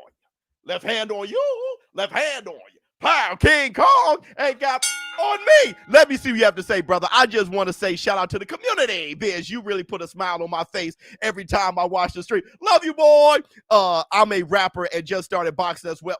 That's us. So I can relate 100%. I dropped a project in July where I'm sending it to you. Bet a free copy and some merch. Love you, boy. I rock that, brother. Much love. Thank you so much, my brother. Hold on, brother. Hold on. I got to give you more love than that. I got to give you way more love than that. Hold on, brother. Where we at? Where we at? Where we at? Let me hit you with that zero gravity. Middle finger to the faculty, cause we living in zero gravity. Got the whole system mad at me, cause we living in zero gravity. Now put your hands up high, don't need wings if you're feeling this fly. I'm a stand-up guy, but I can sit down and still kiss the sky. Ozone's gone, dog. Ozone. Let me see. Look again. Frank cocked his fist. I know, Donnie, he cocked his fist after he jumped. Look at the quick jump, and then he cocked his fist. He knew he jumped. That's that move, Donnie. He did this, and then he came back with his, but it was that first initial is what we're saying. If you're really that poised, you wouldn't have done anything. He did. Let me look at it again. Frank did the be more shake. Oh yeah, when he did the little Harlem shake. Let me see. I was high guard blocking all the shots from this cat. This shorty told me I ain't never seen you hit like that. Had to tell her what's up. Dog, you're funny. You're funny. That dude, I think he barred up. I think that was a flat out ball. I think that was a flat out ball. Hold on. Let me see. Let me see. Look. Let's check it out again. Let me see if I can rewind it and check this out again. Let's see if we can rewound it. Let's see if we can rewound it. Let me see. Let me add this to the exfoliant. Make me smaller. Pause. Let me see if we can rewound it and check it out again. Hold on.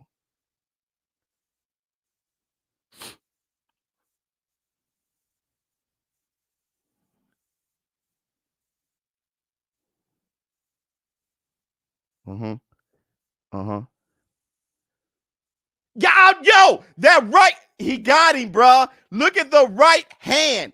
Look at, I swear if you pause it, his eyes close and everything. If you pause it, his eyes close and all that shit, bruh. I know the move. I know the move. Oh, Lord. Oh, Lord. We gotta study this because I love to see Errol's face afterwards. Bro, I know the move. Look at the right arm, Donnie, not the left. Look at the right. His left was already balled up. His left hand was already balled up. And then, wait, he gonna throw up the 3 or something like that, right? Brother. Yep, hey, that biz is not that deep. You don't know, brother. You don't know, man. Fighting is everything. It's mental and everything, bro. It's very deep. Pause. Why? That's why he did it. It's the art of war. If you don't know that, brother, you need to get into more scraps. Look. Oh, Errol left. Watch the right hand. Watch the right hand. Watch the right hand. Watch the right hand. Hey, bro. Nah, man. It's over, dog. It's over, dog. It's over, dog. It's over, dog. It's over, dog. It's over, dog. It's over, dog. It's wasn't trying to rap biz, LOL. That was a real ish. Oh, my bad, bro. I thought you barred up. Brother. Am I the only one that saw that? I can't even slow it down right now. I can't slow it down right now. That new left hand, brother. That's the new left hand on you. I'm telling you, it's true. It is so true. You got to see what they're on. And even if Frank wasn't scared, let's say Frank wasn't scared, he just got that edge. He got that edge. Dude, that's annoying. It's annoying because let me tell you something. Look at the way Ellerby stayed and looked at him. Oh, Lord. I got to see it, bro.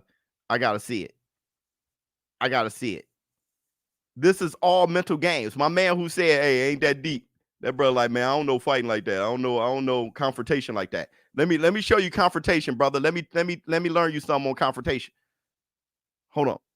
That brother said, I don't know confrontation like that. Let's look at Ellerby. Let's look at Ellerby.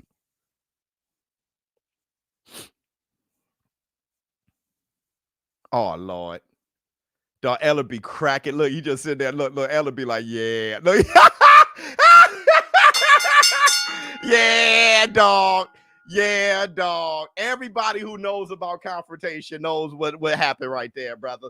No, you know what happened right there. It's nerves. He probably ain't scared, but it's nerves. Frank almost covered up. Yeah, dog. He probably ain't scared, but it's nerves, bruh. And that's what we were saying. You're nervous. The fight is going to happen just like that conference. Yep, Frank looks like he might be gun shy. Brother, it's nerves. So when Frank started applying that listen, bro, listen. If Tank can convince Frank that he's a dragon, Frank's going to respond like he's a dragon. It's all mental games. Or Frank is going to try to prove that he's the dragon. And in doing so, this is why Tank was saying he ain't got nothing but that brick hand. This is why Calvin Ford was saying, I want him to push those buttons. They want Frank to open up. They want him throwing his. So if Frank say, no, listen, I ain't scared of him, and he fights scared to show that he's not scared, he'll really get caught. Y'all, it's such a complex mind F, bro. I'm telling you. I'm telling you, bro. It's such a, right now, he's all, Donnie, thanks so much, Donnie. Thanks so much. Listen, right now, he's just in his head. He's in his head rent-free. Kobe didn't flinch. Real ones, no, you never flinch. Brother, not even, it ain't even a noble. It ain't even something you know. It's something you are. It takes experience. Your body does it by itself, right? I was flinching. I was flinching in the hood at the beginning, right? I didn't, in my house, it was sweet and kind. I go outside, the kids are raised different. So after getting into enough fights and enough people jumping at you, enough things, you don't even flinch. Man, there's been gunshots, and I kept watching TV.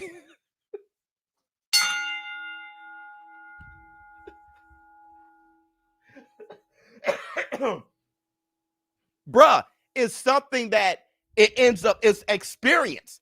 There's been gunshots, and I'm watching the Cosby Show. Like, dun, dun, dun, dun, dun, dun, dun, dun, pop, pop, pop, dun, dun, dun, dun, dun. I'm eating pork chops. Pop, pow, pop. I mean, I don't even want to know what happened.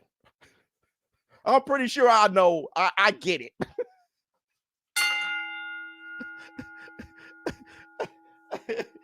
That's the black two sugars. That's the black two sugars. Let me see. Why you kiss that broke ninja on his lips? What? bro. Does that mean Frank is going to lose the fight? It means that Tank is in his head. We don't know the future. It raises the probability. I got Tank winning by late. Hold on. I got a lot of stuff going on. I got a lot of stuff going on right now. Hold on, let me stop the sharing right now. I got to move over to the media workout. I got Tank winning by late round KO or unanimous decision. Just by Frank saying if Tank come in crazy, he's going to get knocked out. Sound like he might fight off his back foot. And he definitely not winning like that. Yeah, he said it's up to Tank. But the thing is, Terrence Crawford said something like that, right? He said, if you act up, I'm a spank you, right? Hit the Tyson bell. Say that to Errol. If you act up, right? But it sounds different coming from Terrence than Frank. And the thought of the big fish getting beat bad on his mind, the pressure we to perform in DM for the camp got to weigh on him some. There's a lot of things. There's a lot of things. Really, this may be too big of a moment. Member for 5 months. Frank said, thank you so much, my brother. Hit the Tyson bell. Frank said himself, it hasn't really hit me yet. See my name on a billboard and stuff like that. Hasn't really hit me. I believe it. But when you get in the arena, I've never been there, but I heard when you get in the arena and the crowd and the whole thing, if you haven't been there before, it's a lot of weight. Everyone says that. The stage gets so big. Jamel Charlo just froze the hell up. The stage gets so big. Frank ain't never been on a stage like this before. And he said it ain't even hit him yet. So when he gets in the arena, it's going to hit him. We just got to see what he's made of. I sparred for the first time against an amateur circuit guy last week and got my ass beat. 100%. Good shit. That's the best part, getting your ass beat. It was my first time sparring. I spar him again tomorrow. Wish me luck. Yeah, brother, just do a little bit better. I always appreciated an ass whipping. I mean, I got my ass whipped a lot, especially in jiu-jitsu. Jiu-jitsu, it wasn't until the bitter end that I got some victories in. And I appreciate a good ass whoop. Because I'm always like, dang, you're that good. It gives me something to aspire to. It's like, dang, you could rock me, my bell's ringing. I end up talking to the guy who whipped my ass. So what did you see? Brother, I saw everything. Your left was down, your feet were slow. Really? Yeah, brother. Like, you were totally exposed. You looked down. I hit you in the back of the head. That's why I hit you. That's why I hit you right here. You were looking down and shit. I appreciate a good ass whoop. Let me see. Facts. I got humbled in sparring last week. Enjoy boxing. It's the best. It's the best. It makes you a better person too. People who fight more fight less. It's the truth. People who fight more fight less. You must try to get all rowdy at the club or out at the, somewhere at the casino. It's like, brother, please chill. I'm not in the mood. I've been fighting all damn week. I'm not in the mood for your little shit. Really, please. Brother, please. Ain't that serious. We can live another day. I think Tank's confidence definitely grew from that. I think so too. I think Gervonta. Hey, Charles Edward. What did you see? Hey, yo, Charles Edward. Hold on, brother. Where's Charles Edward? Flex on him. Cheese. His name is Cheese. They say they don't fuck with me, but Bling bling. King Kong ain't got. Oh, Jay. Hold on, y'all. Let me see what's going on with this media workout. I think we got more. I think we got more work. Upcoming media workout. What time? Oh, in 30 minutes. We got work. We're gonna stay right here. We got more work to do. Until then, we're gonna sit right here. Let me see. Hold on. Frank putting too much thought in sparring. Tank. Don't rush in his real fights. Right. Tank found out something. Not even Tank found out something. He just got caught clean. Frank threw. He looked at Frank like he was trash. Another thing I want to say, if he loses, then I honestly think it's the moment that got to him. Well, it's everything. It'll be Tank who got to him too. It'll be his lack of experience that got to him too. That reared his head too. It'll be it's not one thing over the other. It's just a whole bunch of things. But like Errol said, the thing about Tank, Gervonta, he said, man, you follow everything. You look into everything. That says a lot.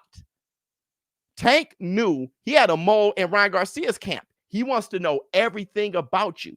And not only does he want to know everything, I know your sparring been trash. I know you had a little mark under your eye. I know every little thing. And I'm telling you, he probably learned that from Floyd. He should be thanking Floyd.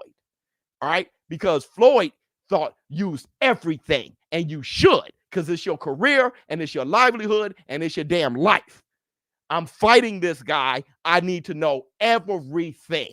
How is he looking? Is he looking drained? What is he eating? When is he waking up? How often is he running? Who's his sparring partners? All that shit. Has he been injured? Give me everything. But another thing about Gervonta that's different is that not only does he want to know everything, he tells you what he knows. Now, that's where the mental war comes in. Now, Errol Spence is like, dang, man, you always looking at everything. Because Errol Spence moves differently. I don't care what you're doing. I'm just going to whoop your ass. It doesn't matter what you come with or who you are or what's up. I'm just going to whoop your ass. That's why Errol is like, dang, you looking at everything, man. Chill out. Tank is like, yeah. Because Tank's different. That's how Tank moves. They just different. Not one better than the other. They're just different. But the thing is, Gervonta tells you what he knows. That's the art of war. Let me see. What did you see, brother? I saw everything. Really? Yeah, I saw it. Really? What? Please tell me what. What did you see? What do you know? Let me know. Now Tank can add a new weapon that will work, which is a fake or fake. Yeah. Now he can throw more feints. He just got information. Oh, you lean straight back and you throw the left. You lean straight back, right? Just like Canelo. When Caleb Plant, who didn't feint, he swung. When Caleb swung, Caleb found out a lot. Even in close range, Canelo's too far away. Because it went whoop, and then Canelo went pop, pop, pop. He gave him like a 3-piece. And I'll never forget, my middle brother said that's exactly how the fight's going to go. Caleb, even when I'm in range to sneak you with a slap. When you don't know it's coming, we are suited up and I'm walking to you. He even adjusted his jacket as if his hands were already occupied, and then he threw the slap. So he really tried to catch Canelo. He wasn't trying to fake it. And still Canelo was sharp to be like, whoop, bam, bam, bam. Yo, that's what I got. Tank said, whoop, and he went. And it's like, that's where you at. Now I know what to do. Now I know what to do. You're on a line. You're gonna go whoop, and then I'm gonna go slip and bam. Probably a body shot. Probably a body shot. Do you see reality where Frank wins? If so, how? Yeah, give Tank Bambi legs. Tank comes in, thinking that he got Frank hurt. And just like in sparring, Frank is like, he still got hurt. And he's like, I'm not hurt. And Frank gives him Bambi legs. And then Tank can't recover on some Tarver shit. I can see that. I can definitely see that. What everybody gonna say if Tank get knocked out? That he got his ass whipped. What do you think? Brother, what do you think everybody go, he got whipped and he's been exposed. The fact Tank still hang around Broner, not what real ones do. Okay, you're weird. Ain't no clowns in the squad. Okay, that's weird. I got many friends of mine who ain't doing as well as I am, and they still my brothers. So yeah, that's how you do. That's how you move. I never leave my brothers, bro. Hit the Tyson bell. Let me see. I can almost guarantee you we will see Tank throw more body punches this fight. I feel once he makes the body soft, he'll go up for the knockout. Yeah, the thing is, if you even look at that Artem fight, Artem was throwing body shots, and then Frank, that he was protecting his body quick. Look, man, you watch the highlights. Watch the highlights. Watch the highlights. Watch the highlights, bro. Like your boy Calvin Ford was saying, as far as experience. No, not Leonard Ellerby.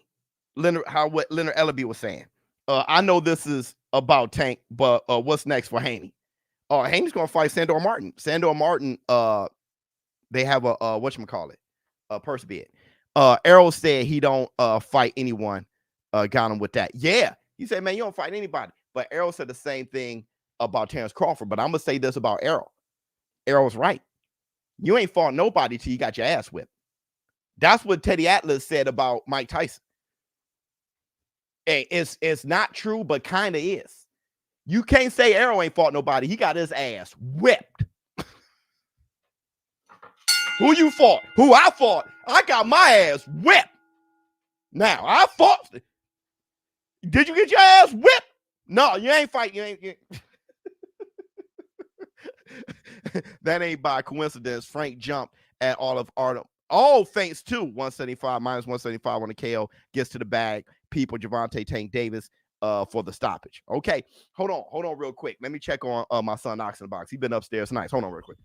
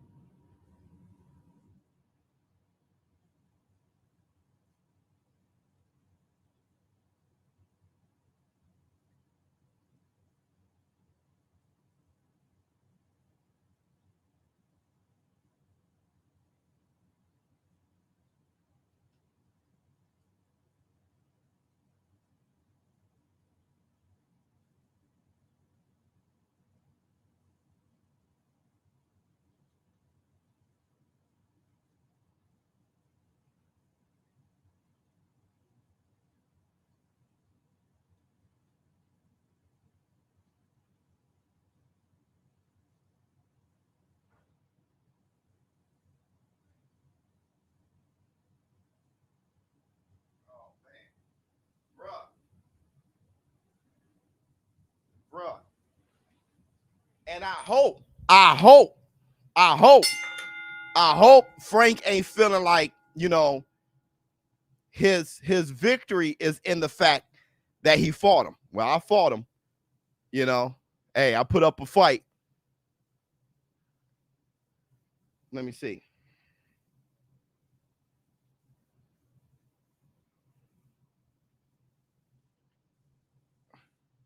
Yo, he called Spence a tweaker. Oh, Lord. Somebody just said, did he call Spence a tweaker, bro? He called Spence a tweaker, dog? Damn. He called Spence a tweaker out here? Damn, bro. Oh, let me see. Does that go for Crawford too? He hasn't fought anyone that impressive. Just a worn out Errol Spence, and he's old already. How can he be called great?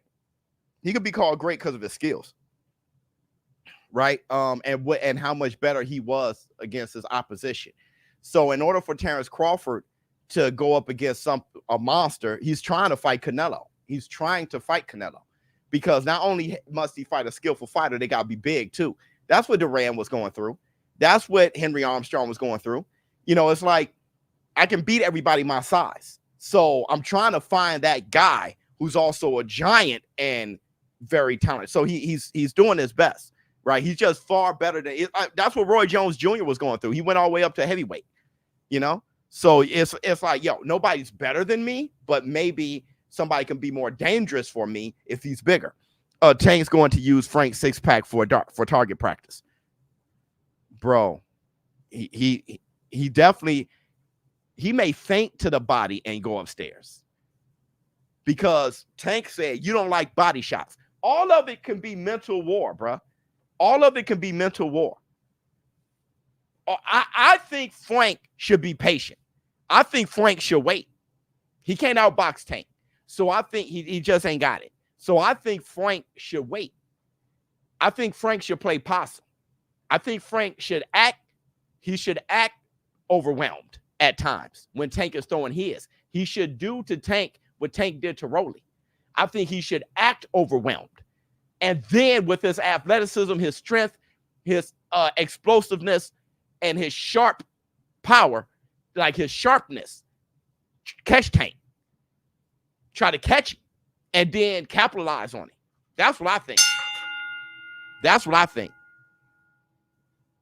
Two-time undisputed. Yeah, that's great. That's great accolades, right? But we all know Donnie, we talking about who he beat. You know, everybody at 140, we know what time it is, brother. You know what I mean? The accolade, like Terrence Crawford he's great. He's great. His skill level, he's great. You know, Roy Jones Jr., great, right? Like skill level, Larry Holmes, great, right?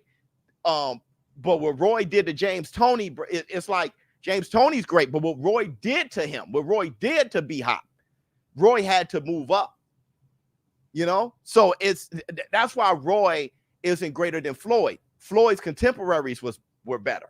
The people, just the people he'll fight. It's no fault of Terrence Crawford. It's no fault of Crawford that he's that damn good, right? It's no fault of Crawford that he didn't have a bunch of Crawford-like opponents as opposition. It's no fault of his. Everybody, you know, if you really like somebody, you want them to be considered the greatest. I understand, but it's like, it's just circumstantial. So that's why Crawford is trying to have the swan song, and he thought it was going to be Errol Spence. He really did. But how he dismantled him, it's like, man, I need that moment. And Errol Spence may end up being his moment, but it's like it was a letdown. That's why he's still hungry. He never got that moment where it's like, yo, I'm in trouble. This guy is really a problem for me. You know, he knows. It's no diss to Terrence Crawford. That's actually a compliment on how great he is. Flex on him. Yo, Biz, I got a $20 question that you may or may not be able to answer. If I purchase the Tank fight on Amazon, but can't watch it at night, will I be able to watch it the next day? I have no idea. I think with DAZN you can. I don't know about Amazon. Member for 3 months. Thank you so much. Yeah, because I've rewatched stuff on DAZN. I can see Frank winning, not gonna lie. Okay. My bookie, bro. This just dawned on me. I thought Derrick James and Spence were suing each other. Yeah, they probably talking it out. Bro. I mean, he's known. That's like a big brother. Like, he's known Spence since he was a kid. DJ is a very good guy. He's a very good guy. I was sure that DJ would eventually forgive him or something. They're too close. They're too close. And I don't think they hate each other. They just got to talk it out. They just got to talk it through.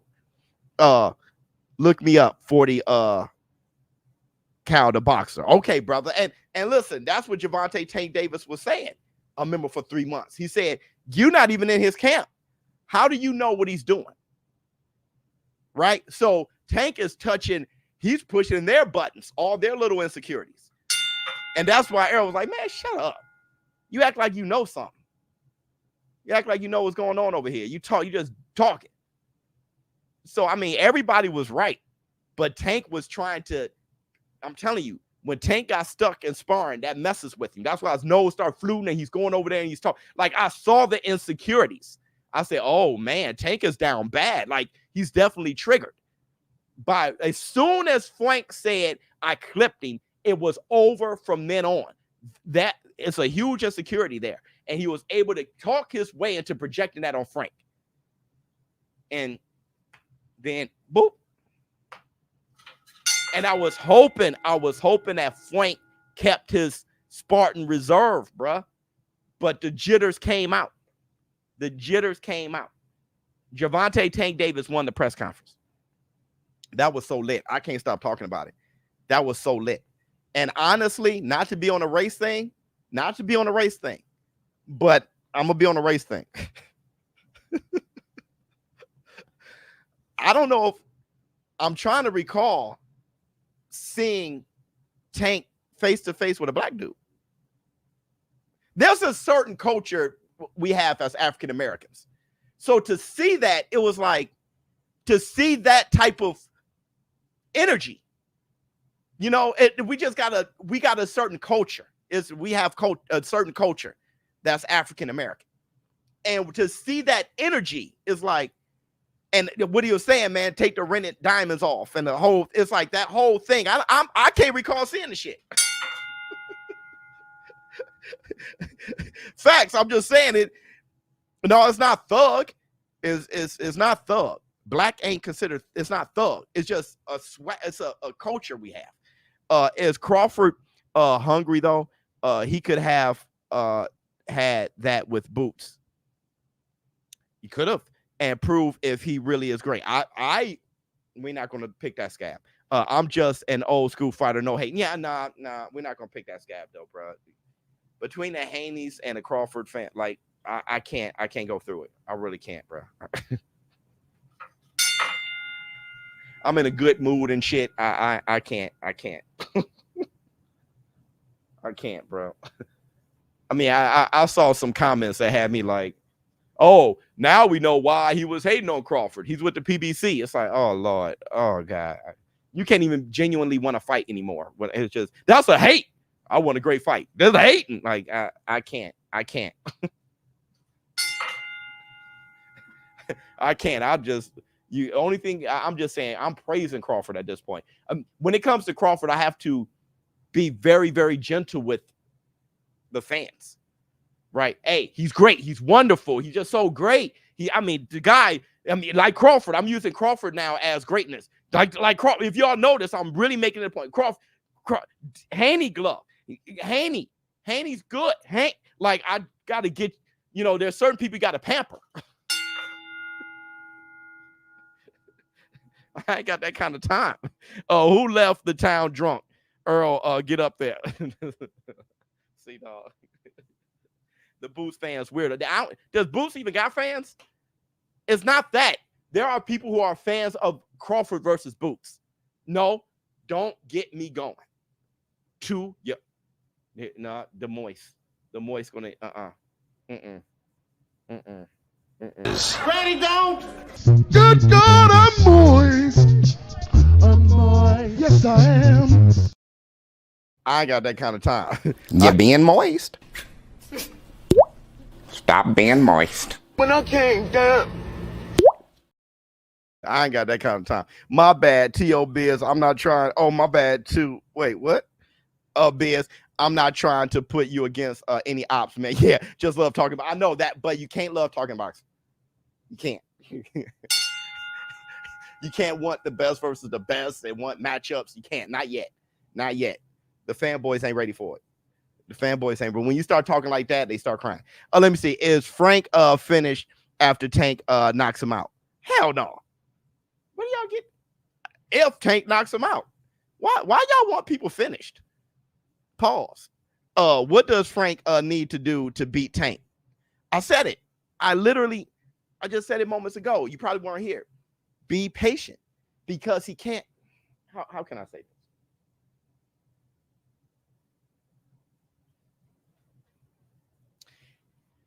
Do you remember 300?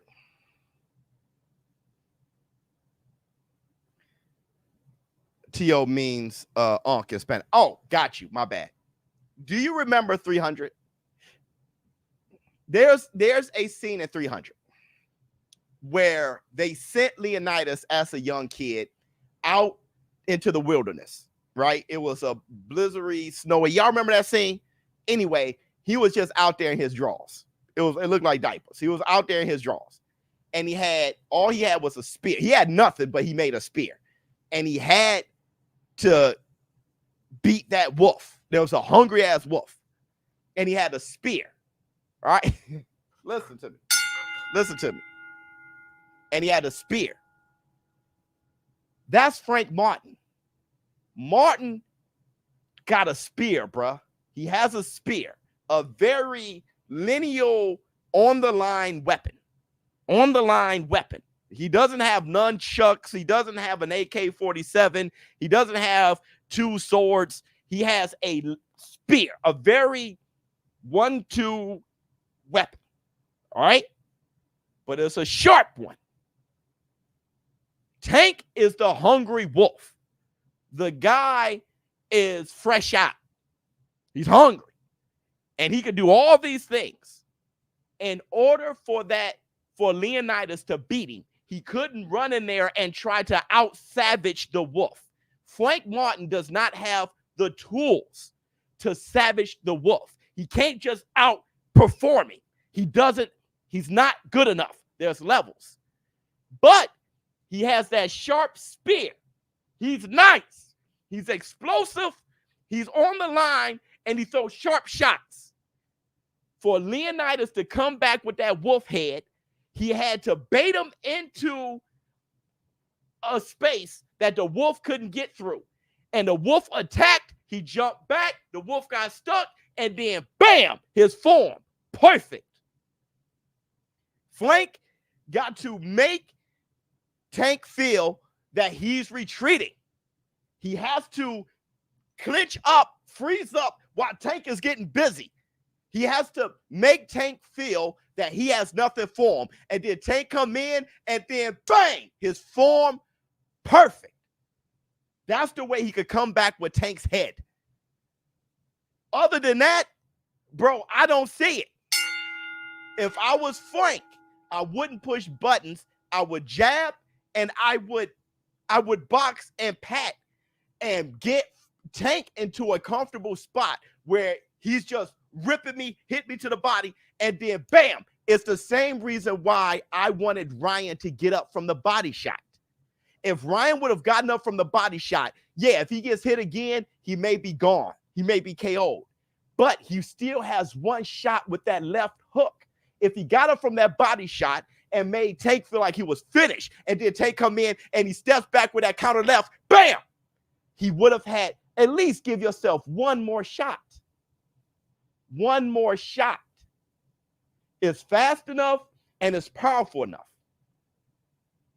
I wish Ryan would have gotten up. Who knows, Ryan? Who knows? So Frank got to bait him. He has to bait him. Let me see. Let me see what y'all have to say. At least that's what I do. And that's why Tank and them keep saying push buttons. They want Frank on his front foot. They want him throwing because Tank is better countering. Tank isn't better initiating. That's why when he was fighting with Leo Santa Cruz was getting busy. When Mario Barrios started really feeling like he was whooping Tank's ass, that's how Tank caught him. When Leo Santa Cruz thought that he was really getting busy on Tank, that's how Tank caught him. When Rolly Romero felt that he was going to start bullying Tank, that's how Tank caught him. Don't pressure Tank. Make Tank come to you. Ryan, start going after Tank. Oh, I got him. Boop. Bro, I'm telling you. If Bud beats Boots, does it age on his resume like Floyd beat Canelo? It all depends on people. When Floyd beat Canelo, that was a mofo for me. But people like to, after a while, start taking away from your victories. At the time, everyone knew that was a big win. I don't know what people do. I'm not a hater like them. But if Crawford were to beat Boots, I would know that'd be one hell of a win. And I think that'd be one hell of a fight. But that's for me personally. I love boxing. I don't hate on different fighters. I know that's a great matchup, and it would be great to watch. I'll let the haters hate. But me, personally, that'll be one hell of a win, and I would echo it constantly. What else we got? ShowBizz, the adult, the boxing revolution. Thank you for all you do. Thanks, brother. Just showing some love to my brother. Love you, boy. Shout out to the war room. Thank you so much, my brother. Boxing revolution. Frank, fight like Santa Cruz, so you know what's going to happen. He don't fight like Santa Cruz. He don't fight nothing like him. On a different fight, my guy, Carlos Adames, the new boogeyman. Well, he's the champion. He's a champion. It's on now. It's on now. WBC champion. It's on now. Let me see.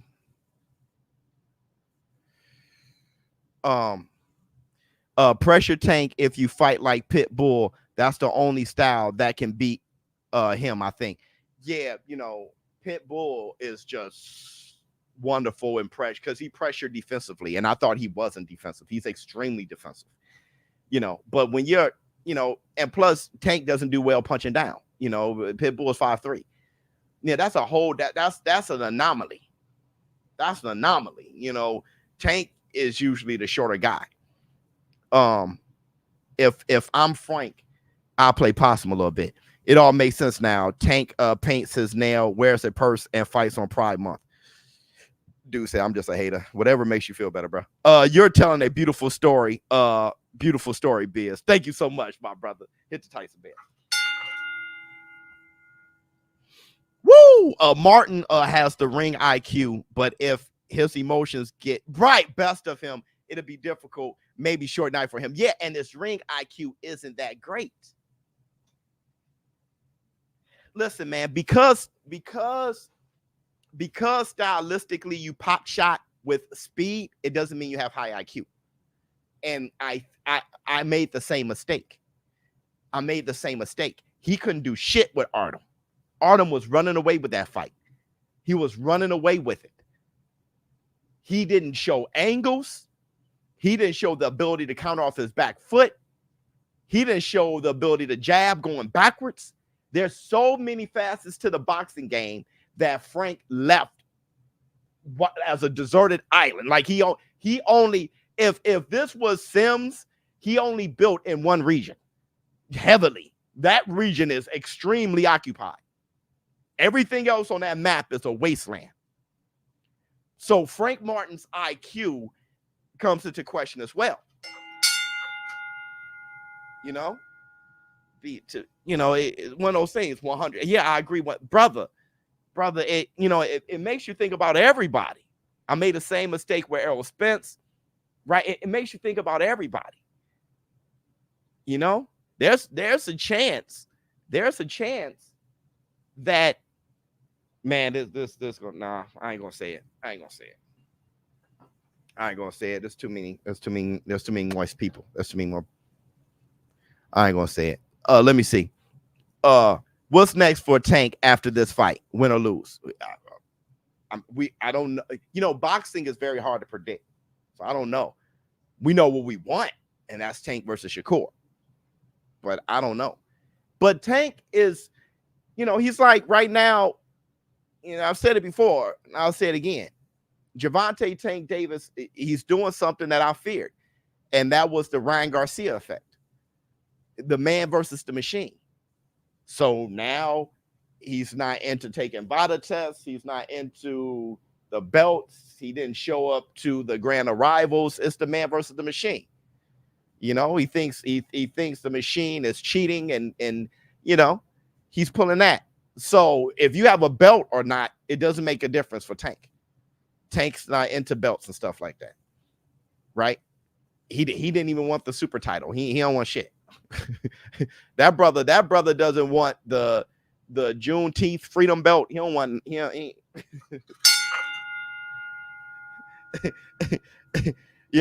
Let me see. Late Biz, but can't lie. I can't pick out work at Fanboys because every fighter has them, but Tank and Canelo fans defend them by holding the lineup.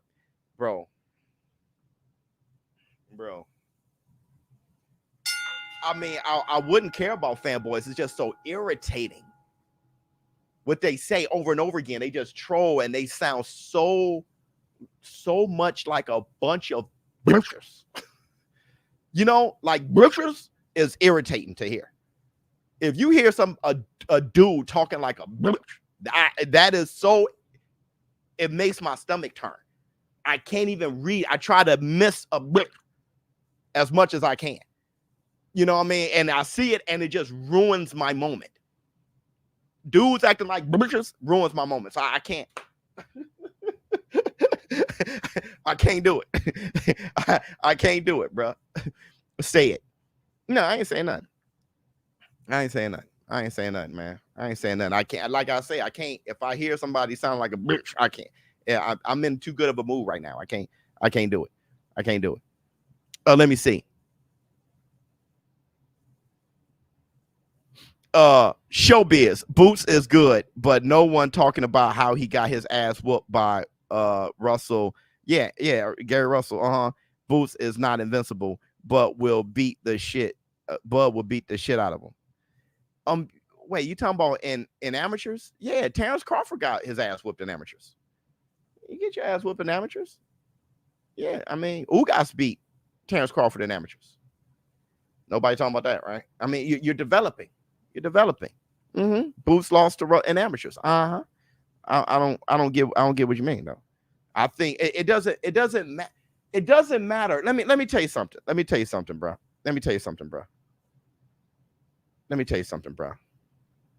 Where we at? My man who said that. This is what you don't get 100 synergy. This is what I can repeat it until my head fly off. Nobody will get it, especially Terrence Crawford fans. It goes in one ear and comes out the ass. They will never get it. I don't care who wins. I don't think Boots should fight. I don't think Terrence Crawford and Boots should fight because Boots will win. I want to see the matchup. Is interesting. If you look at Boots' style and Crawford's style, it's very interesting. It's phenomenal. It's dynamic.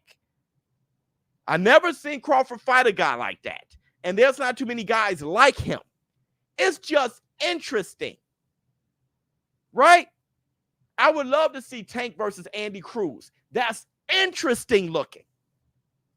But for some reason, Crawford fans see it as, oh, you're fanboying for Boots. That's the noise. They cannot. They harp on balls so much that they want you to be the same way. Right? We got to find a ball for you to harp on.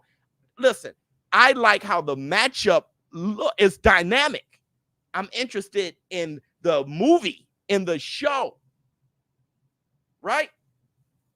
It's like, man, I wish I can get a movie with Sidney Poitier and Denzel Washington. And you think Sidney Poitier would out-act Denzel? No, I just want to see a movie with those two. That's where I'm at with Boots and Crawford. I want to see a fight with those two. Still, y'all still don't. Y'all still. y'all still don't get it. Y'all. Let me see what else we got. Somebody said Frank grew up fighting in Flinch, Michigan. Damn it.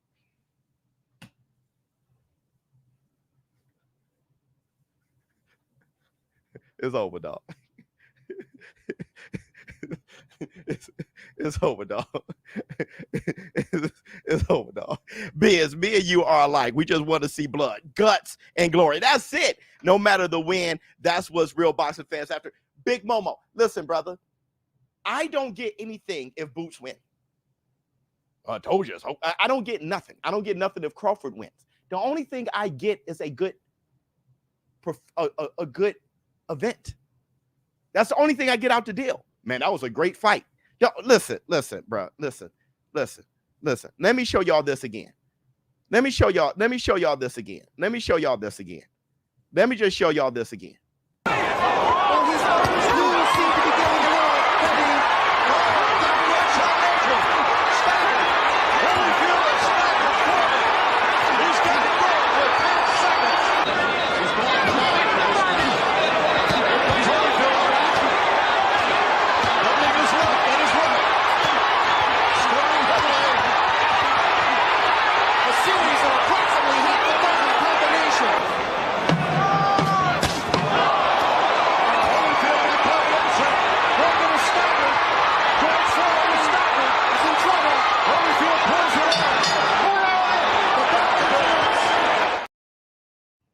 That's all I'm saying. That's now somebody said Crawford right here. Crawford destroys Ennis. Still don't. I told you it goes in their ear and out their ass. They still look. We don't know. Can we watch the fight though? That fight, like I said, I told you he still won't. It in ear, out ass. It's still, bro. Listen. I don't have a crystal ball. I've been watching. I've been looking at people in my comments my whole career.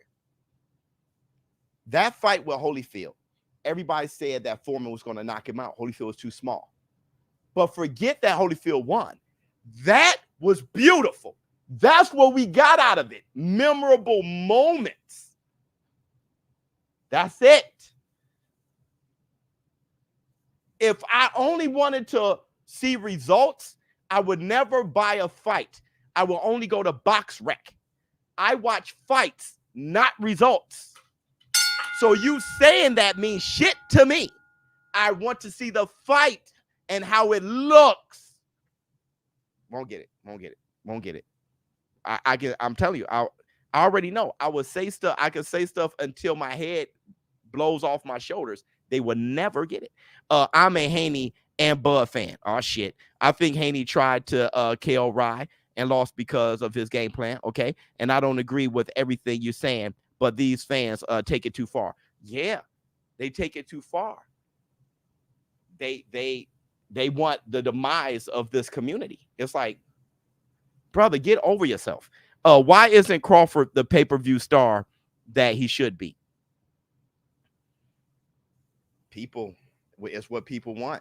It's what people know. I keep saying, once again, let me tell you why.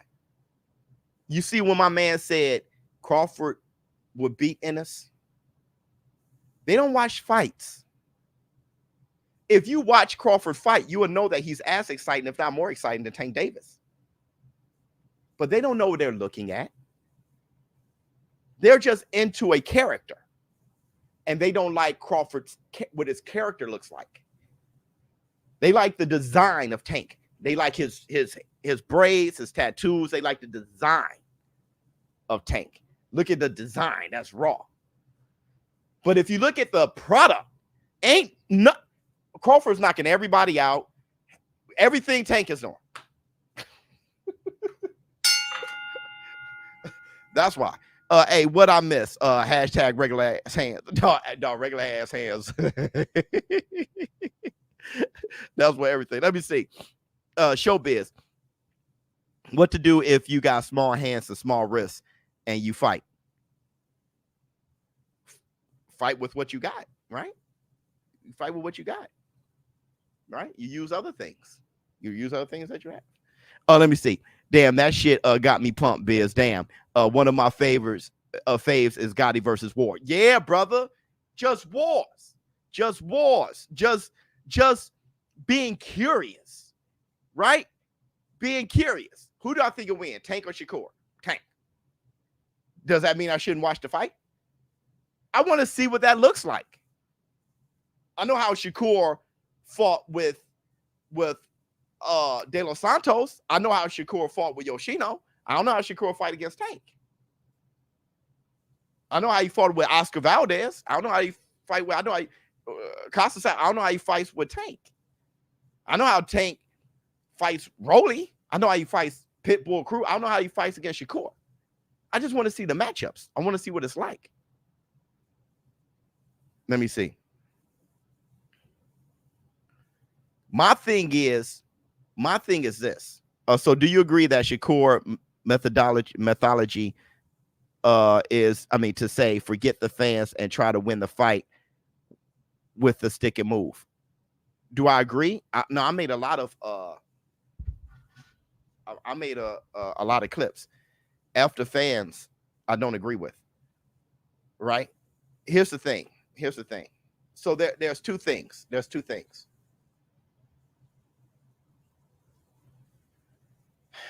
A fighter who's not fan friendly doesn't get to the bag. A fighter that's not, I mean, sorry, it's us who pay you. We would say, oh, your product is shit. We won't buy it. You'll be fighting on Thursdays, not pay-per-view.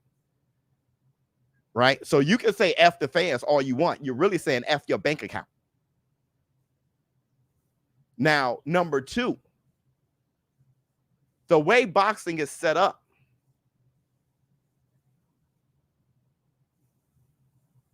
the fact that you can win that way isn't good for the sport. Not stick and move, but touch and run. Stick and move is different. You can stick and move this way, pop. But I'm saying touch and literally run. And if that's your mindset, as soon as you feel a hard punch, then that is a less fan-friendly fighter. Now, do I agree with it? I don't think finessing should win you fights. Boxing should, but not finessing. That's totally different.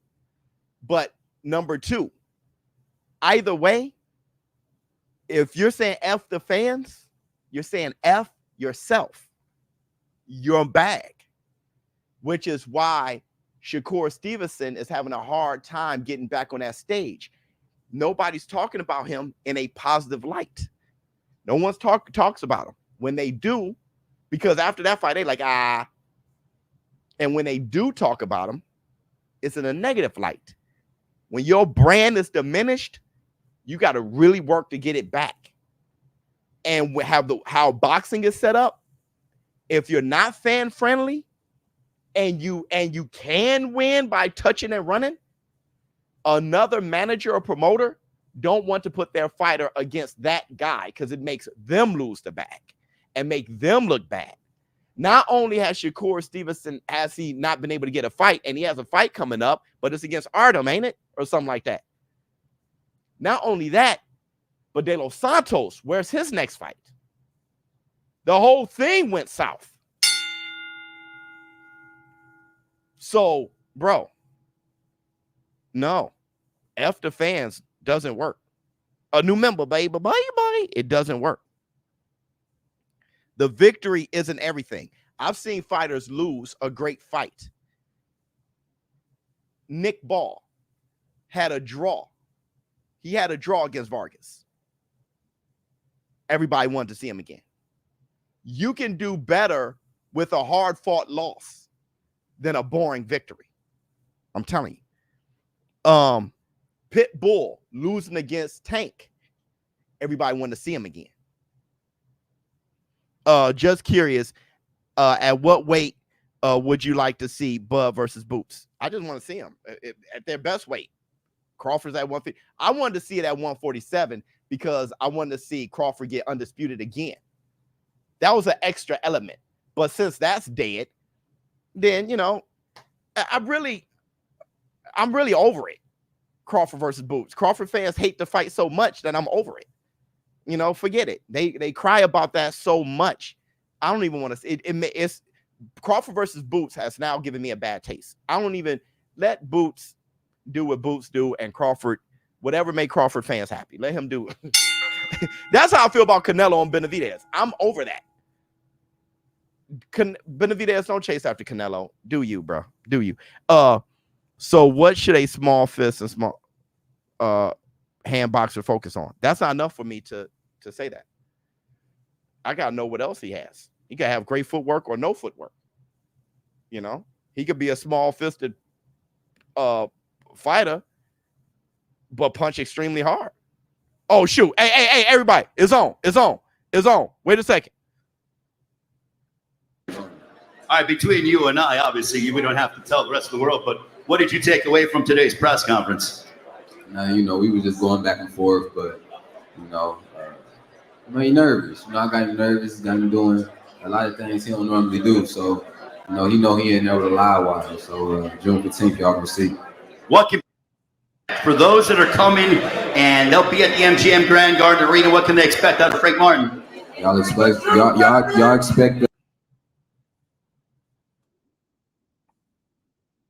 What the hell? Can y'all hear? Oh, Lord. I can't hear. Oh, shit.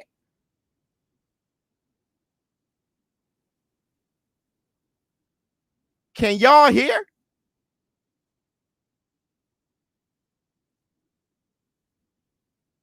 Who cut off Frank's mic, dog? I didn't mute it. Y'all can hear me though, right? Hey.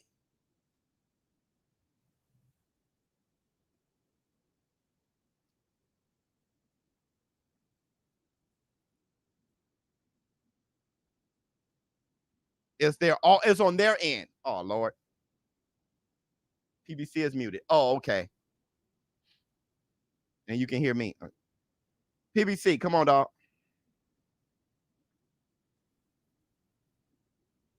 Let it ride. Oh, Lord. Hey, this is great, though. This is hey, y'all. Shout out to the PBC for this collaboration. Hey, listen, dog. I don't think we've ever talked boxing this much.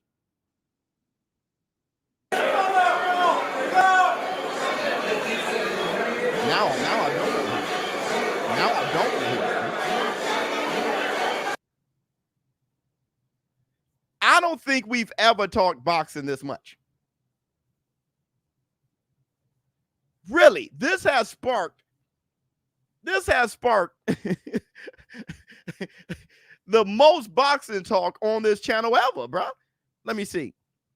How many subscribers, Biz, for you to send the contract to fight Jake Paul? Oh, that's funny. That's funny, bro. That's funny. I think Jake Paul will sleep me, dog. I ain't even gonna lie to y'all. How I'm feeling right now, waking up in the morning, Jake Paul sleep me, dog. Right? I would have to really get some fights in before Jake, you'll see the Biz sleep. You know what? And the funny thing is, the war room, y'all would jump right in there and whoop his ass. Y'all don't be playing. I'll be seeing y'all in the comments, bro. If Jake slapped me, y'all would jump in there and whip his ass. He better take a dive. He better take a dive, bro. Let me see. Biz, I went through Canelo resume like we did Haney. And when I finished, he only beat one great fighter under the age of 30, which is a boxer prime years. I think a boxer prime years go a little bit above 30.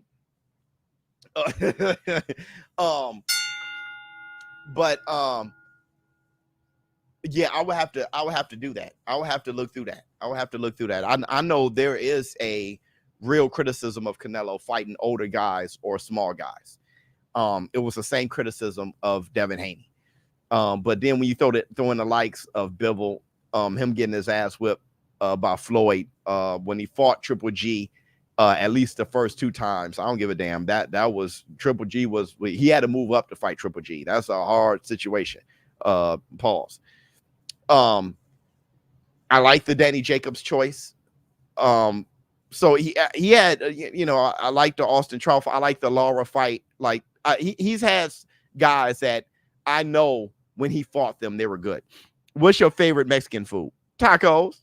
Oh, actually, what's that called? I keep forgetting the name of it. Ceviche or ceviche. I forget the name of it. That little flat, hard shell with the fish and stuff. Oh, I love that.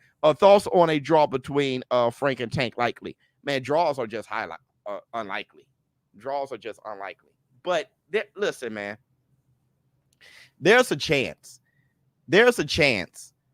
Ceviche, there you go. There's a chance that I'm telling you, there's a chance that Frank Martin isn't his hardest opponent.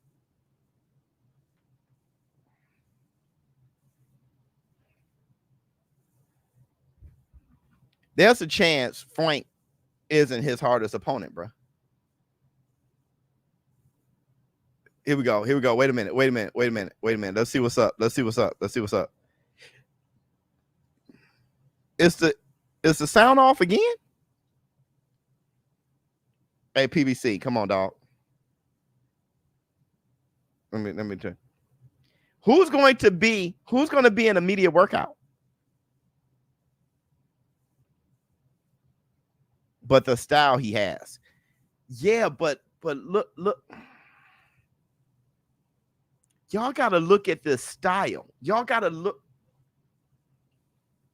to check it out, man. There's no audio. Okay. Y'all got to check it out. Right, Charles Baker. Remember yesterday, Charles Baker?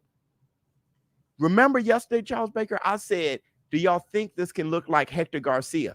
Everybody immediately said no. And I said, okay, never mind. Bro, I think it can. Oh, they playing copyright music. Bet. Yeah, they smart. Yeah, put that on mute. Because me and the PBC had a full conversation this morning. No cap. We had a full conversation. Because my yesterday's live stream, PBC, I can say this, right? Hold on. Zab Judah has small hands, wrists. Watch the fights for pointers. Note his punch to leg. Yeah, I mean, James Toney too. Small feet, hands, wrists, everything. My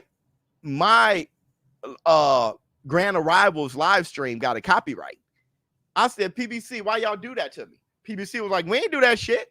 We got copywritten too. And I was like, oh, or copyrighted. We got copyrighted too. I'm like, oh. Come to find out, I had to cut music out and everything. Hector Garcia is a good fighter. He is. He's a good fighter. Get to the bag, Biz. Much love, my brother. Thank you so much, brother. Gotta break it down and rap for casuals. Break what down? Yeah, copyrighted. Dang. Yeah, 100%. 100%. Look, Frank Martin get all the chicks, though. That's the thing. Frank Martin gonna get it. He gonna get all the ladies. He's gonna get all the ladies. He's still out there, out and about. Why do y'all think that is? Because where's Tank? Frank is still out there, out and about. Why do y'all think that is? Y'all think he's required to be?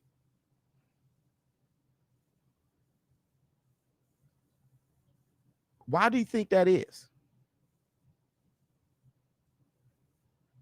I think he's doing some soul searching. I think after that Flinch, he's just trying to, you know what I'm saying? Like, I'm good, right? Yeah, let me get people back around me. Yeah, y'all saw what I did. Nah, you Flinch, bro. Flinch, Michigan. This is dream. Yeah. Facts, Biz. I'm promoting. I mean, you promoting. You think more people going to buy the fight because of this part? I think he wants to. I think he wants to, bro. I think he wants to, bro. Maybe he's just trying to get a feel for the crowd, right? Or maybe he wants more people rooting for him for the upset in the arena. You know, I mean, he hasn't fought on the stage. Maybe he's trying to get a feel for the stage. Maybe he's building his fan base. Fantastic point. It's his first time on the stage. Yeah. Maybe that's it. Yeah. Would y'all do the same thing? Chris Rock said once that before he does a stand-up, he has to know where everything is, where the lights are, where's the sound guy is, where the mic going to be, how much distance from the mic to the end of the stage. Chris Rock said he has to know everything before if that makes him feel comfortable before he does a major stand-up. Louis C.K. said he don't want to know shit. Maybe Frank, for the comfort, wants to get a feel for everything. And whatever it takes for you to perform at your best, do that shit. And I think that's what he's probably doing. I'm going to tell you, it makes sense to you. Yeah, I'm going to tell you what looks good about it.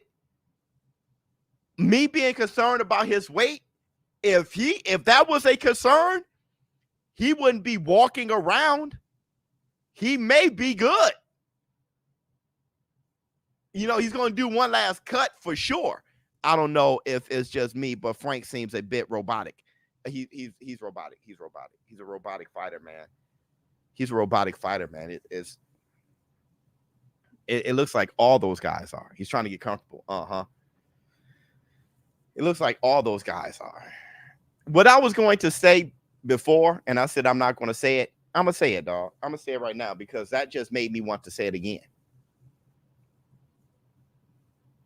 Brian Garcia is probably the best pupil for a DJ, dog.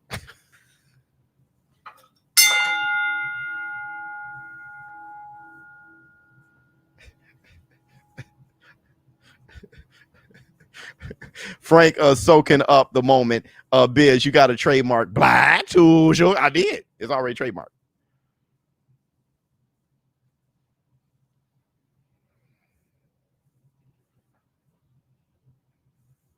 What? There you go.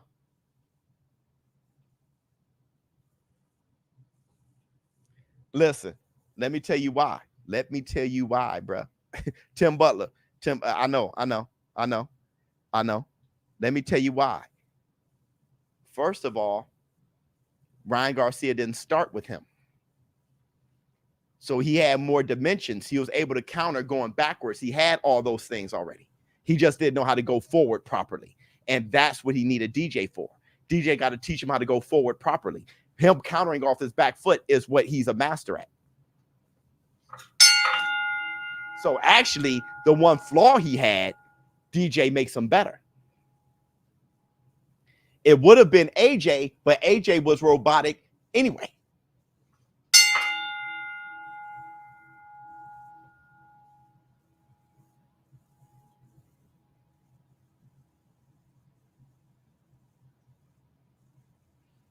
I'd rather have a fighter who's a great counter puncher going backwards and with a check hook and give it to DJ than a guy with nothing and hand it to DJ.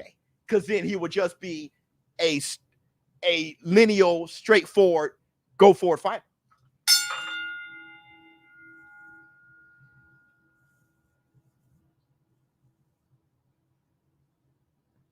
All day. And you be on freaking point. Thank you so much, Coda, because my whole thing is the bros is going to be like, and there you go, you hate black people or something. They're going to come up with something like that. But I just see it from a boxing perspective. That's how I see it.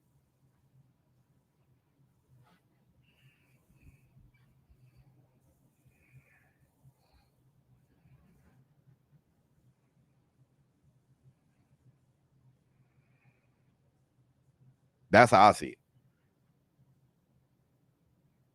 And that's why I said that.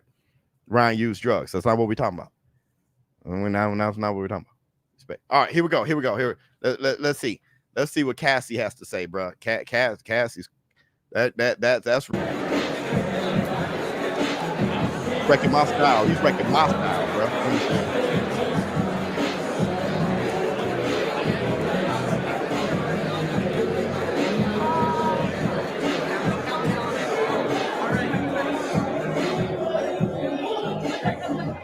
Hey, that song be banging. That's some Ladies pimping. and gentlemen, welcome to the MGM Grand here in Las Vegas. I'm Ray Flores. This Saturday night, it'll be PBC pay-per-view on Prime Video. Our main event, Gervonta Tank Davis defends his WBA lightweight championship of the world against undefeated contender from Detroit, Michigan, Frank the Ghost Martin. Both men are undefeated heading in to Saturday night's matchup. Co-main event in the light heavyweight division for the interim WBC light heavyweight championship of the world. It'll be David Benavidez matching up against Alexander Gvozdyk. What a matchup that is going to be. Benavidez campaigning at 175. This his first opportunity at 175 pounds. But ladies and gentlemen, to begin our media workouts, we want to bring up a man who has a record of 24 wins, 3 losses, 1 draw, 12 wins coming by way of knockout, a 2012 United States Olympian. Ladies and gentlemen, here is Errol Is. Now, let me check my man out, man. Terrell will match up against Carlos Adames for the WBC middleweight championship of the world. Let's give it up for Terrell Is. Las Vegas, show him some love for the 2012 United States Olympian. I can see. All right, Terrell Is is going to work out for all of you, and then we're going to have a couple words with him. Some shadow boxing here from the middleweight contender as he prepares for his matchup against the Dominican Republic's own Carlos Adames. Adames with a 20-1 record. Terrell Is been in some battles before. I think that'll weight drain Tank, to be honest. I think Inoue would be in a better position to Tank, but Tank should beat Inoue at 130. But Inoue will probably be better off with his weight than Tank. You know, here's the thing about Goucher, man. You know, and a lot of these guys, you know, there can be some upsets going on around here, bruh. You know, Adames can lose. He can lose Saturday night. I'm telling you, man, Gary Russel, man, can take an L. If my man ain't weight drained, bruh, Gary can lose. Gary can lose this fight, man. Yo, I'm looking at like 2 very possible, extremely possible upsets here. This has been a year of upsets, bro. Let me ask you guys, do you guys want their volume or do you guys want me to commentate with no volume from the PBC? So I can know how to do this moving forward with the media workouts. Do you want to hear what they have to say, or do you guys want us, you know, to talk and just them kind of playing in the back? You, both. I can't. Both would be kind of a annoying. Commentate. Both. No volume. Okay. Yeah, man. I'm. Yeah, they playing copyright music. Okay. I mean, let's look at this kid. You know, Carlos Adames. Yeah, he ain't got. Does he have the amateur pedigree of Goucher? Right? Oh man, you know, I've.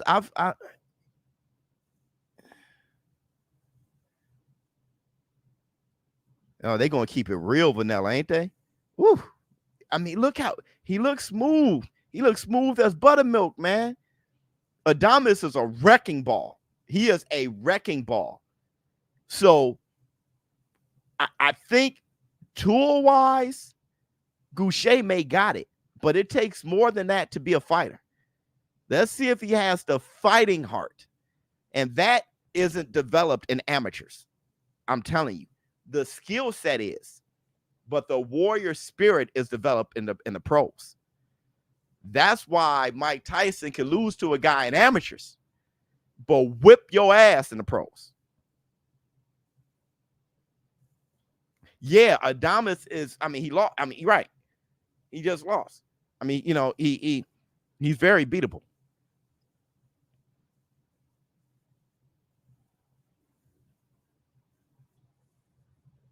Look how look how it's, see, that's what I'm saying. The skill, look how smooth his head moves back and forth. Look. Look how he keeps his head off the line. Look at the angle he fights. I mean, the guy is the skill set is there. We got to see if he's a fighter. Some catch and shoot, and look, and a lot of times, it's like boxing isn't a skill challenge.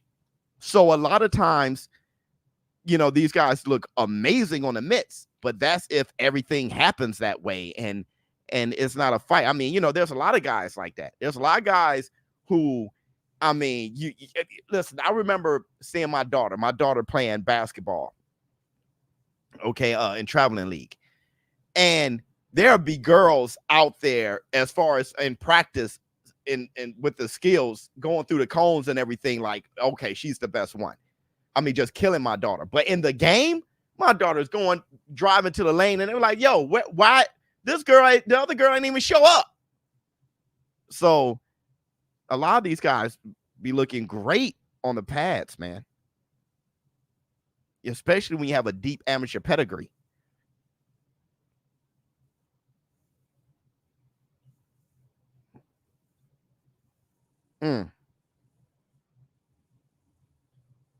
Man, here's another thing I like is they're not doing a routine. They're not doing a routine. Look at my man on the mitts, man. He's not doing a routine. That's beautiful because Carlos Adames ain't going to routinely throw punches at you. True ShowBizz, Devin Haney as an example. Oh, shit. Oh, no, my daughter's too old now. She doesn't do basketball now. She was boxing for me. She in graduate school now. I do want to hear what he has to say. Hopefully, they're not playing copyright. All the world, great to be back at the MGM here in Las Vegas, the 100th championship fight night that this legendary, iconic venue is hosting. Terrell, as I mentioned, the fact that this is the 100th championship fight night, for you to be a part of history, then I know that you are a student of the game and you saw the likes of Iron Mike Tyson, Julio Cesar Chavez, Floyd Money Mayweather, Manny Pacquiao, all compete at the MGM Grand or in pay-per-views. Now that you're a part of history, what does it mean to you? It means everything. This is what we work for. I'm with the best team in the world, PBC. They put on great shows, great fights, Amazon Prime with us, so it's a blessing to be here. Yesterday, grand arrivals, the face-off between you and Carlos Adames. Did you take anything away from it? I don't really take too much away from that. We did everything in the gym. We ready. We stepless. That's what we do. We just step next time step. This has been a moment you've been looking forward to for quite some time. You fought for the world title before, had to work your way up. I know it hasn't been an easy road for you, but being a part of this training camp, knowing that you are getting closer to possibly realizing a lifelong dream, the significance that it has upon you. It's a lot of ups and downs in boxing. I just stayed the course. I stayed focused, stayed training, kept my head down, kept grinding, stayed humble. And I'm here, and I'm blessed, and I'm ready to win my world title. What can fans expect out of Errol Is on Saturday night? You can expect me to go out there and put everything in the ring and come out with that belt. Now is my time. I ain't worried about nothing. I'm ready. I'm focused. Lastly, when you see this fan support here in Las Vegas, what does that mean to you? I mean, does it fuel you to really have extra motivation to go out and perform at such a high world-class level that you do? Yeah, it's always a blessing to be at this level, having all these people come out and support. The fans is what make the fights, and I'm blessed to be here, and I want to go out there and put on a great show for them to come Saturday night. Ladies and gentlemen, give it up for Errol Is, the middleweight contender. I think I got Goucher, man. I mean, Adames, that's my guy, brother. He's a monster. I think I got Goucher, bro. Eddie done lost his damn mind having Matias versus Perro fight. Yeah, I was tripping on that. The same night as Tank versus Flank. But after Haney versus Martin, I was either Haney versus Matias or Russell. Yeah. Sometimes, you probably got the venue already, and maybe he wants to see, how it competes, and maybe people who are thirsty for boxing but don't have the money for pay-per-view. Yeah, I don't know. I don't know. I wouldn't have done that. Bro's haircut must have been 50% off, brother. That's that Cassie cut. Hey, hold on, everybody. Hold on, everybody. Let me check on my son, and I'll be right back. Hold on.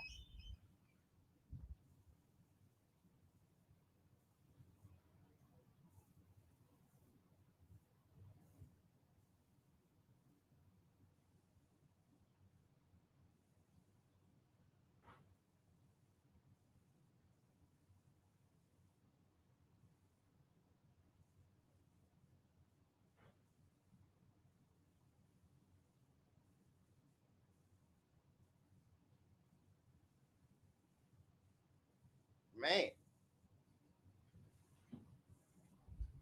What the hell? Hold on. Oh, Lord. I'm sorry, y'all. Oh, shit. How excited are you? You had your first fight at MGM September of 2015. That was nearly 9 years ago. Once again, you're headlining. But what does it mean for you being a part of the 100th championship fight night at the MGM Grand Garden Arena? Man, it feels good, just coming back to the MGM and being a part of something like legendary like this is amazing. It's a great card. The co-main is great. The undercard is great. I'm just excited to be here. Tell me about the press conference. You guys were going back and forth, and I loved it. But tell us, for the fans that were checking it out, what did you take away from today's press conference? I was excited, try to, spike it up for the fans and things like that. Just a lot of trash talk, trying to get in his head, things like that. Do you like that when you go back and forth with your opponents and trash talk? Does it make you, add extra motivation to the gym? Yeah, and it's like testing your opponent out to see if you can get in his head or not. Yeah. Things like that. So it was amazing. I felt like I did a great job and things like that. You did. It was good. You have a 93% knockout percentage, 27 knockouts. I've never experienced it. You do it at the highest level. What is it like? What's that feeling like when you knock somebody out? It feels good, especially when you have them clean on that button. It feels amazing. Better than sex. Really? Okay. For sure. Better than Well, your words, not mine. But as we look ahead towards Saturday night, what kind of statement are you looking to make? I just want to go out there and give the fans a great show. Put on a great performance in front of the city of Las Vegas, in a great building, the MGM. I just want to give the fans the best show they have watched. Anywhere you go, you sell out, whether it be Crypto.com Arena, Barclays Center, MGM Grand, T-Mobile. But what does that reaction from the fans when you make that ring walk? How does that get you hyped? How excited do you get? Yeah, it make me feel like we're together. Type thing. I come out and they cheer for me, feel like that's my family and stuff like that. So it gives me that urge to do great. Put on a great performance for them. Before I let you go, I know you're very proud of where you're from, Baltimore, Maryland. They've been with you since day one, before anybody else. What do you want to tell the fans specifically in Baltimore? I love y'all. Keep supporting me. I fight for y'all, and that's everybody. That's all the fans. Ladies and gentlemen, give it up for Gervonta Tank Davis, everybody. Hey, listen. Give it up. Listen. I'm gonna tell y'all. I said it. I said it years ago. I said, Tank, please leave Floyd. And it was like, I know that sounds like not productive for Floyd, the PBC or whatever, but I just felt as a boxing fan, we'd get more from Tank. This is the best Tank, personality-wise and brand-wise. Like Calvin Ford said, he's coming into his own. You cannot be your own man under a shadow, the shadow that Floyd casts. Floyd is about 4'2", but he casts an 18-foot shadow. So he can't be his own man with Floyd talking. Him separating, you wondered if Tank could promote. You wondered if Tank could be a great brand on his own, and he's a better brand without him. I love Floyd to death. I know some people may say it's hating or they cry with it, Floyd's my guy. I'm saying as far as Tank and me as a fan, what I'm getting from this new generation, Tank had to be on his own. And really, he was everybody's big brother, but he was getting little brothered.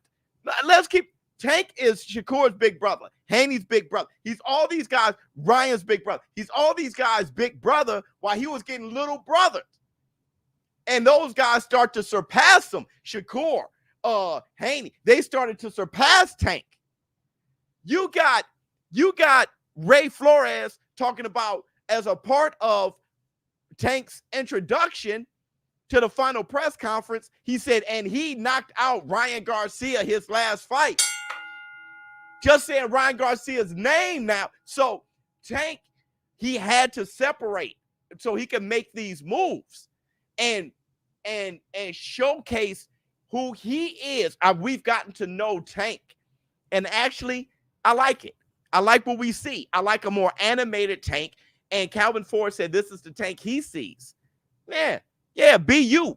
Oh, let me see. Yo, Biz. Remember, Tank will be quiet. He'll just be letting Floyd speak. Man, Carmel Moulton, brother. Yo, y'all got to talk. Yo, Biz, someone asked Tank if he wants to be undisputed at 135, and he said yes. Oh, really? Thoughts? Oh, wow.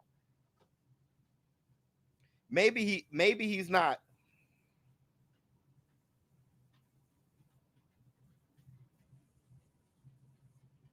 Hold on, y'all. Maybe he's not.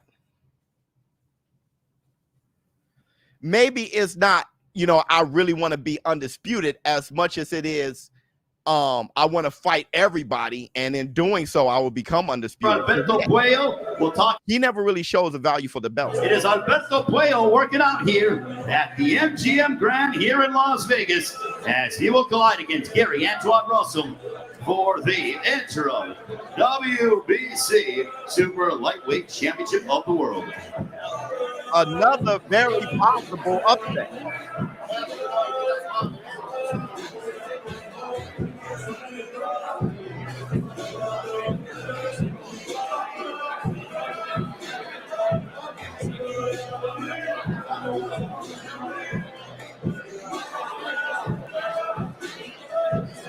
Hello, brother.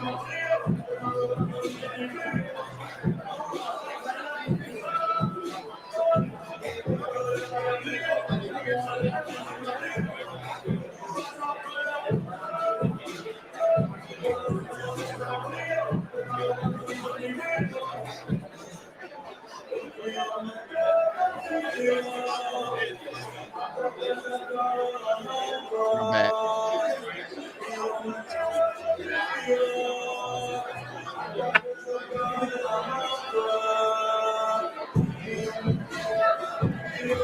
Oh wait, hold on. This is all that.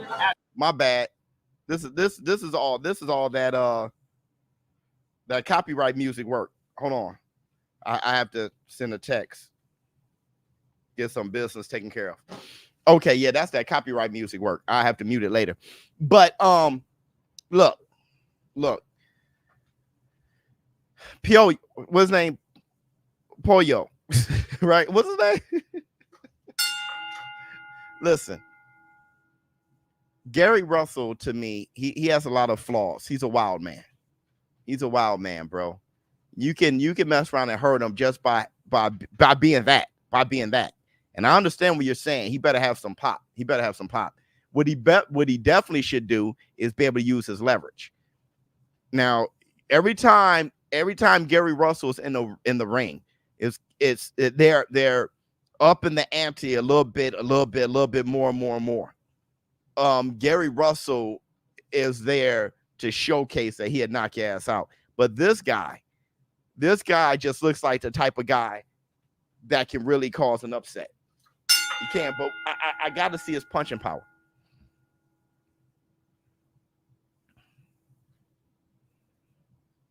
Gary would beat himself if he loses. My thing is the type of fighter he is tailor-made to beat himself. Pause. Right? You know, when you're a wild man, when you got that many gaps in your game, bruh, you're gonna run into something. You're gonna run into something. Let me see. Interview from Fight Hype just posted 445 stamp. Okay, I'll check it out. Just a random interview, or you gotta let us know what interview it is. Yeah, he was made to beat himself, dog. True. Frank Button Masher Martin. I'm saying, I love Gary, bro. Yeah. I love his fighting style. I love watching his fights. He's a savage. That doesn't mean he's gonna win every fight, but I love watching him fight. Being too aggressive can expose flaws. Yeah, and he does it in such a barbaric, crude way. You know, it's Biz got a gap in his teeth. Oh, I was gonna say something about your mama, dog. That was it was gonna be, but really, this is, you know, PBC is a part of this. I don't. Hold on. Let's see what he has to say. Let's see. Oh yeah, the translator. Let's check this out. Bueno, ¿qué tan entusiasmado estás, Alberto, por estar en una noche histórica de la pelea de campeonato número 100 de la MGM Grand y una gran cartelera el sábado por la noche? Estoy muy emocionado de volver al ring y que más frente a hacerlo a un gran público. He's Dominican, right? Esta noche y por un título mundial. Estoy muy agradecido con PBC y créanme que esta oportunidad la voy a aprovechar al máximo. I'm really excited to be here, which is going to be a great night in front of great fans. I'm really thankful with PBC as well for making this happen, and I'm looking forward to what's going to be a great night on Saturday night.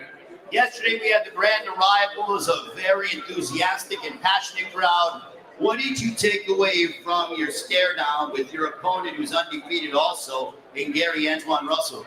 ¿Qué conclusiones sacaste del careo que tuviste con Gary Russel ayer? Que lo viste por primera vez en persona.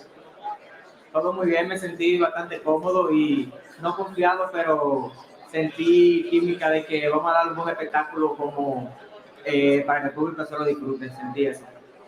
I felt comfortable, not overconfident, but comfortable. And it gave me the sense that we had good chemistry and that we're going to provide a great show for the fans on Saturday night.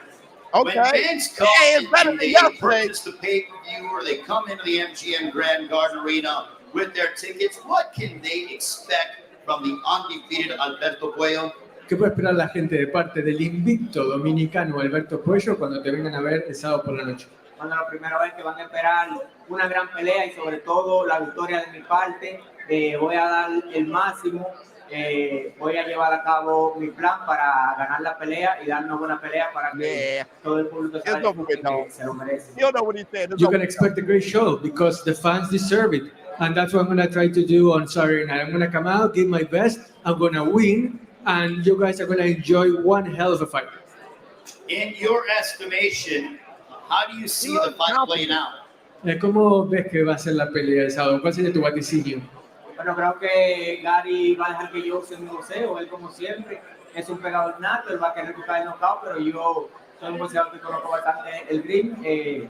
Voy a usar mi boxeo y a ganar mi pelea como siempre hace, ganar usando mi distancia y yéndome al fuego las veces que sea necesario.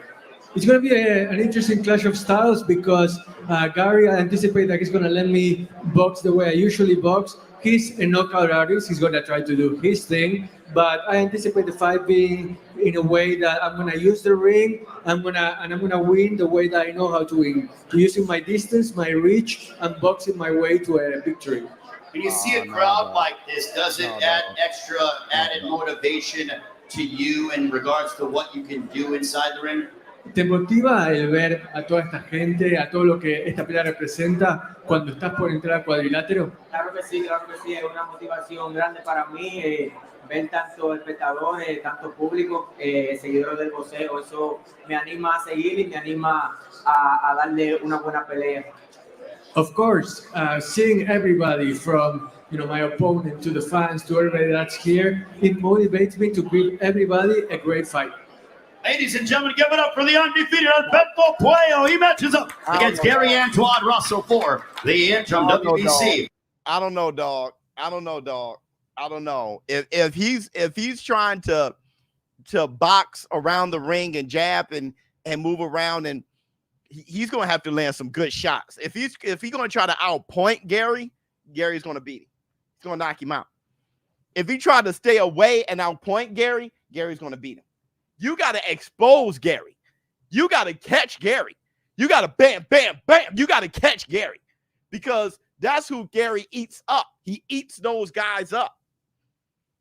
You got to throw some stiff, hard shots. Pause. To catch him. Bam, bam, boom. You got to catch Gary. You go, and I'm looking at his, less than 50% knockout ratio. Yo, bruh. He doesn't fight consistently. I know that's a problem. He always looks rusty. He always looks rusty, bro.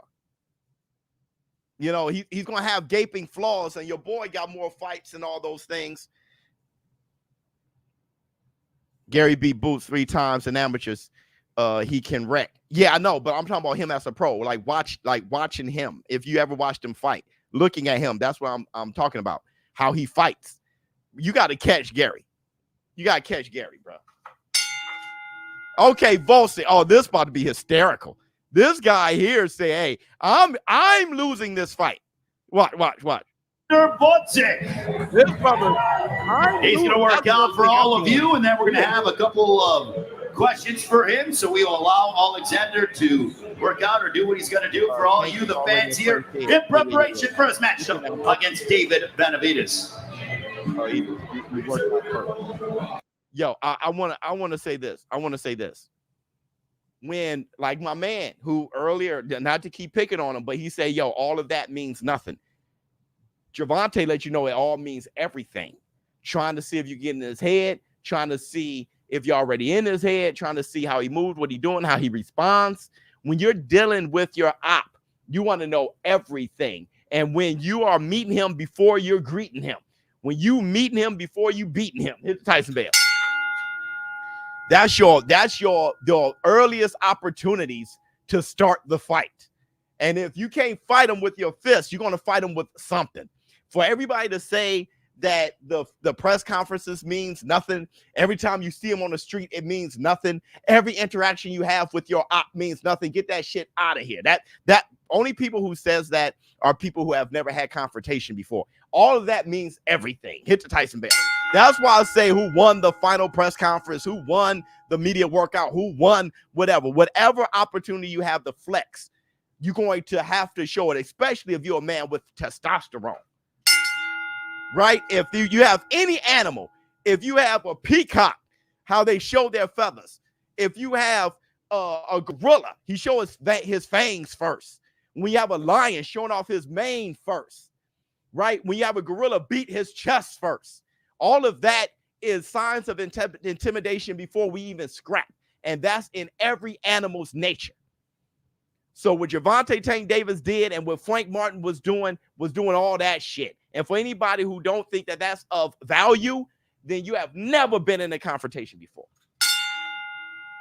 But Gervonta has been in many of them, and he knows. He knows, bro. He knows. So that's what he was purposely trying to do that. And when he threw that flinch, he saw the result of it. All right, come on, Gvozdyk. Yesterday, as you participated in the grand arrivals, the excitement, the energy, the anticipation, what's it like being a part of the 100th championship fight night here at MGM Grand Garden Arena? Oh, it's crazy. This is a place where it was my pro debut, and now, like 11 years later, I'm still here fighting for the title against the top opponent. What can be better? It's exciting, motivates me a lot. David Benavidez fighting here at 175. How much do you want to provide an unfriendly welcome to the undefeated super middleweight champion? Well, I don't think anyone's friendly in the ring, and that doesn't matter for me. But 175, keep moving up. I think he's ready, and we will fight. We'll hit each other. Oh, obviously, that is the name of the game. But as you've been going through training camp, how does this camp compare to the others? I think it was a great camp. No excuses. I'm in great shape. Probably one of the best shape of my life. So perfect. I'm ready. I'm ready to prove I'm the best. What kind of fight are you anticipating out of David Benavidez? Because it's clear that both you and him are high contact fighters. Well, basically, he'll apply a lot of pressure. You know, like he throws this multi-punches combination. So I actually expect a hard fight. You know, but I'm ready to all the challenges. I did my homework very well, and I have no doubts I'll handle it. It's no secret that you like to mix it up. I feel like that's how you're built. Is it nice to know that it's not going to be hard to find this guy? I don't really know what do you mean. In terms of he's going to be aggressive. You know, you're not going to have to necessarily cut off the ring. He's going to be right in the center of the ring. You like to go to the center of the ring, and off we go. Well, we'll see how it goes. We'll play by ear, but I'm ready for any scenario. If you're gonna make a lot of pressure, I will beat him to the punch, time him, counter him. I'm ready for all the scenarios. Prediction on the fight for Saturday. What's the prediction? As I said, come and watch it. It's gonna be exciting. You will never regret. Ladies and gentlemen, put your hands together for Alexander Gvozdyk. Hey, I appreciate Alexander will match up against David. I appreciate it, dog. I appreciate it, dog. That brother said he's going to be aggressive. It's going to be a high fight, and we gonna punch each other. we gonna hit each other. Hey, what do you expect? It's going to be exciting. You don't want to miss. That's the most not. And you know what? Keep it a bean. Keep it a bean. He's been in there with him, and he was like, that was way too much. Hey, he must have got his ass whipped, and he ain't never forgot about it, bro. He ain't never forgot about it, bro. And he's had that energy since the beginning. Hey, I'm doing my job, but what's going on? Yeah, I'm on live. What's up? All right. Then facts, brother. I'm telling you that he was given an ass whipping he'd never forget. He's going to throw some punches and shoot the jab and all that, but bro, too bad he is fighting the best David Benavidez at 175. Gvozdyk will be fighting the Benavidez that whipped his ass in sparring. That's not trying to cut and make weight, who's healthy and all that, brother. He already know. He already know. And I'm telling you, I said it yesterday and I say it again. I remember when Gvozdyk was sparring Canelo to get him ready for Bivol, and what Gvozdyk said. Him sparring with Canelo was a far easier time. He said his fight, he said Bivol versus Canelo is going to be interesting. And I said, yo, Canelo lost.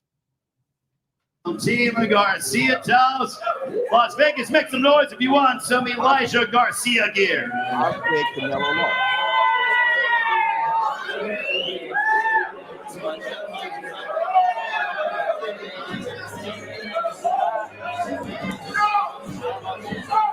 All right, Elijah.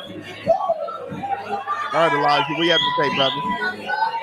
Make some noise if you want some free towels from Team Garcia. There you go.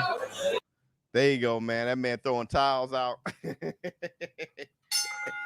That brother throwing towels out. He throwing the towel out, brother. Yeah, I agree. Let me see. Is that yeet? Stop, man. Free towels. Yeah, Jackie. Listen, Jackie. I'm telling you, man. Half those towels hard too. Half those towels hard, brother. You see those kids out there. Let me see. In the 7th round.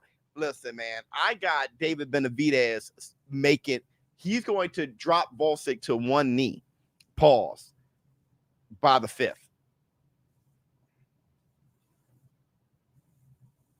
It's going to be one of those, bro. He's going to drop Gvozdyk to one knee by the 5th, bro. It's going to be over with. He's going to drop him to one knee by the 5th. Frank is going to show more resistance. He's going to show more resistance. But I think Frank is going to be easier to hit than I wanted him to be. I was branding Frank as a slick fighter, and that's not the case. What he is he's Andre Berto, though.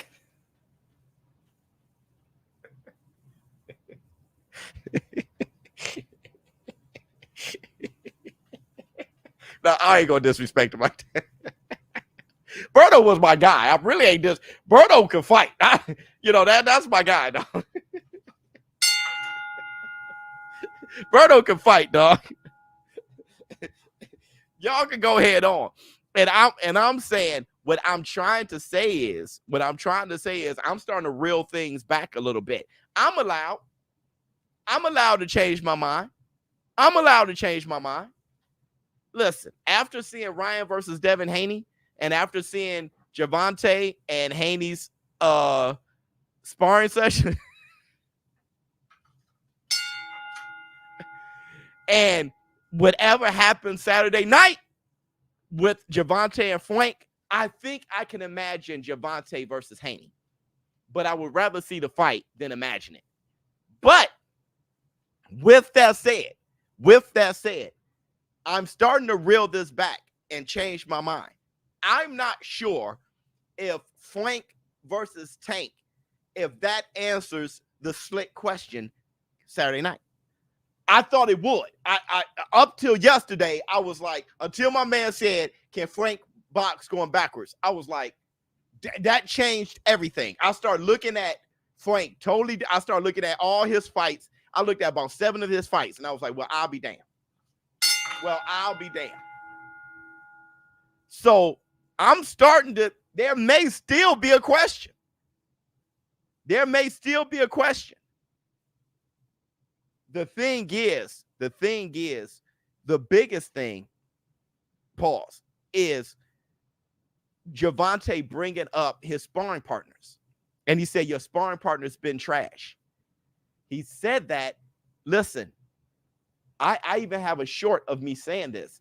I was talking about Gervonta, I can't even say bringing in Shoo character because he got mad at me on Instagram. But Shoo and Gervonta working together. I thought that was a huge leg up. People like Hutchison, Kevin Johnson, those guys training with Gervonta got Gervonta more prepared for Flank than Flank sparring partners getting him prepared for Tank. It's hard to prepare for Tank. There's not too many fighters that can fight like him anyway. But for Tank to know who he's been sparring,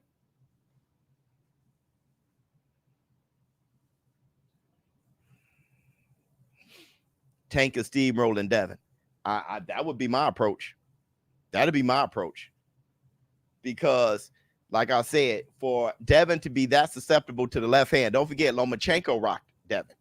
And Ryan Garcia dribbled him all around the ring with a left hook. And for Tank to be punched that hard as a southpaw, that looks like another tailor-made fight. It does. It looks like another tailor-made fight, unless Devin can get a different trainer or add a trainer rather who can keep up that damn right hand as he jabs. But if that right hand doesn't get heavy, bruh, because, with him fighting older guys or guys who are too small, they just could not pack the wallop to really hurt Devin. Tank can. Uh-oh, Adames. Uh-oh, hold on. We're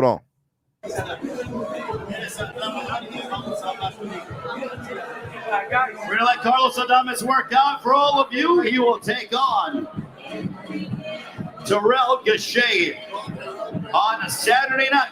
MGM Grand Carlos Adames. He's the WBC middleweight champion of the world, working out here in Las Vegas on the PBC YouTube page. I wish Adames was more business. Adames was ready to quit. Like, he was like, yo, I ain't getting no fight. Bro. And then he was gifted Jamal Charlo's WBC fight. Now he's the champion.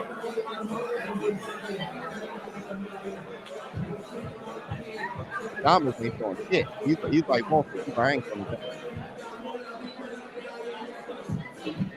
Hey, brother, come on, y'all. This got to be the weakest media. Come on, dog. Oh, the track. Copyright. He said I'm ready. I'm ready. Copyright, man. This is a damn shame.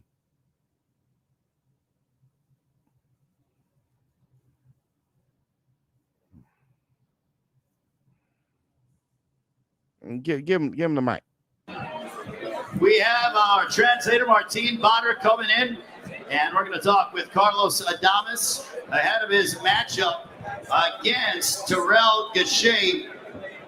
Carlos, it is great to see you. This, man. Can you tell us about what you took away from yesterday's face-off with Errol Is? You guys in the grand rivals went face-to-face. What did you take away from that? Carlos, un placer verte. ¿Qué conclusiones sacaste del careo que tuviste con tu rival ayer? Lo pudiste ver en persona por primera vez. ¿Qué te pareció? Bueno, me sentí muy bien, ya que se ve un boxeador bastante honorable para enfrentarme, ya que los otros oponentes no lo han sido, veremos que él lo sea. Perdón, lo último que dijiste. Esperemos que él sea un oponente honorable para enfrentarme. Well, he looked good. Like I think that we both to each other very well, and I hope that he's an honorable and very presentable opponent, so the fans can have a great fight. Now that you are the regular champion, you're making the first defense of the title. Is it now an opportunity for you to say, hey, I'm the man here at 160? Bueno, yo soy el campeón. Ahora, ¿acaso esta es la oportunidad para que vos digas, yo soy la figura de esta división de 60 libras? Así es. Para mí ahora mismo en estos momentos yo pienso que no hay rival, no tengo rival en estos momentos. Pienso que soy el mejor de la división, no le temo a ninguno de los de la división. A pesar de que hay otros campeones que sí me quieren enfrentar, yo también quiero enfrentarlo. Yo estoy dispuesto para cualquiera. Absolutely. I have no equal, I have no rival in this division. Whoever wants to come after me, go ahead. I want to face them just as much as they want to face me. So I don't fear anybody in this division. What separates Carlos Adames from the rest of the middleweights in the world? ¿Qué separa a Carlos Adames del resto de los pesos medianos del mundo? Lo que me separa de ellos es que yo estoy decidido. Yo estoy decidido a enfrentarlo a ellos cuando quiera, como sea, donde sea. A mí yo no le temo a ninguno de ellos. Eso es lo que me separa de ellos. Yo soy mejor que ellos y ellos lo saben. My conviction, that's what separates me from anybody in this division, because they know that I can go up against anybody. They know that I want to face them. And like I said before, I don't fear anyone and I'm game for anything. What message do you want to send to all the fans with your performance on Saturday night against a very tough and determined Errol Is? ¿Qué mensaje te gustaría mandarle a toda esta hermosa gente que te está viendo el sábado por la noche? Bueno, primeramente decirle que me siento muy contento, me siento muy feliz de verlo a todo Edward a asistir aquí a este gran evento. Me siento de verdad que no tengo palabras cómo explicarle el agradecimiento que siento, no solamente a la República Dominicana, a todos los mexicanos también que se están dando cita a este gran evento. Quiero decirle que lo estoy apoyando al 100%.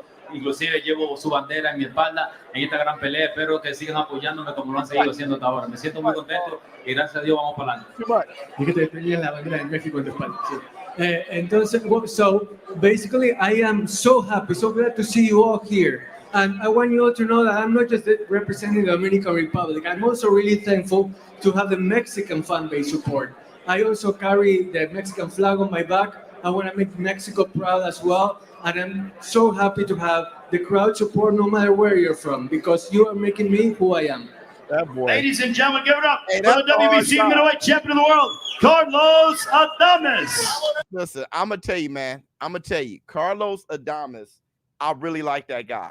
I ever since he beat Frank Galarza. Remember when he destroyed Frank Galarza? That's my boy, too. Frank, love you, boy. You said, I love you, boy. But the way he destroyed Frank Galarza, he was wearing Hard Knock Nights live socks and shit. I was like, damn, because Adrian Clark put him up against. I'm like, yo, brother.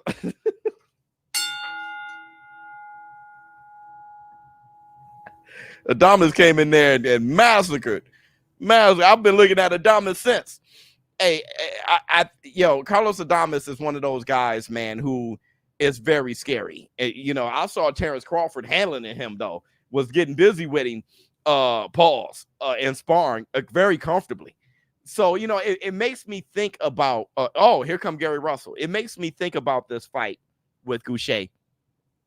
I'm very interested, and I'm very interested to see, heavy lies the head that wears the crown. I'm very interested to see how Carlos Adames fights as a champion, and not as a guy pursuing the title. I'm very interested, to see how that looks. A lot of people, that they're meant to be the bride's maid and never a bride. You know what I mean? A groomsman and never. You get what I'm saying? So, you know, it's one of those things. What I want you guys to do, though, I want to know how many of you guys have already got the pay-per-view for Saturday night. You know I did. Has any of you already purchased the pay-per-view? I know I already did, man. This is going to be extremely fantastic. Anyone who's not watching this is probably going to be watching you know, the other fight, Errol and Matias. You know, there's just some there's some look, June 15th is going to be a lit fight night. You know, as long as you guys are watching the fights, I'm going to be calling this fight live stream commentary. If y'all can tell me what's going on with Matias and Errol, that'd be great. Unless I can find a soft spot where I can turn and see what's going on. Let me see. Gary Russel should fight Matias. Shit, I think Devin Haney should fight Gary Russel. That'll be a good comeback fight. Gary Russell being a hard puncher, that can answer a lot of questions there. Also, Haney had his beef with his brother, right? Big Gary Russell, or little Gary Russell, however you want to call him, old Gary Russell, whatever you want to call him. I think, what's wrong with that? Haney versus Gary. That can answer a lot of damn questions. I ain't gonna lie to you. That can answer some questions for you. Let me see. Hold on. 17 wins, a knockout percentage. Let me do my math correctly. That's right, 100%. Nobody has gone the distance with this man. Gary, what is the key to your power? I mean, have you been eating your vegetables or what, my man? Definitely spinach like Popeye. No, honestly though, everybody got their own different type of training. We kind of like mix everything into our repertoire, and we deal with a lot of physics. Your brother is a former featherweight champion of the world, Gary Russell Jr. You know, he's in your corner. It's a family affair. What does having such experience like your brother, it's a fighting family, what is that like to have in your corner and also your entire family around you? Oh man, it's a blessing. It makes me feel like I got a G code to the sport.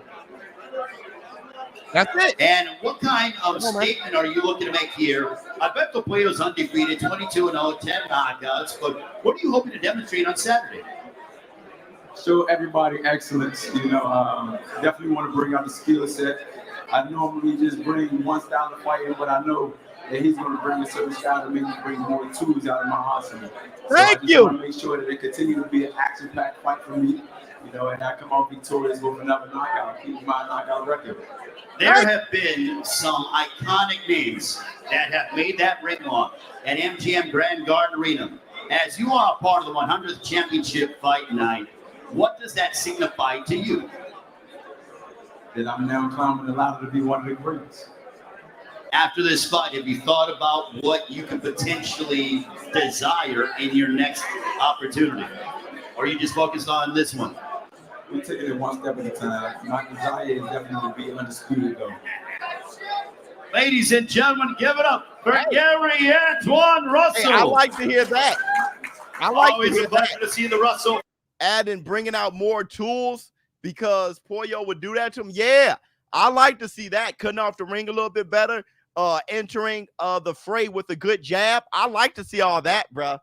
Come on, Gary, because I'm telling you right now, I'm like, this is just a crude fighter throwing his hands around, bro, with a lot of athleticism and a lot of grit and savagery and determination and aggression and tenacity and power. I get all that.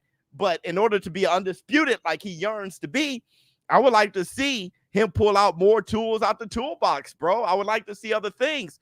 To be great, you're going to have to show those different things because somebody can just outdo you. Pause.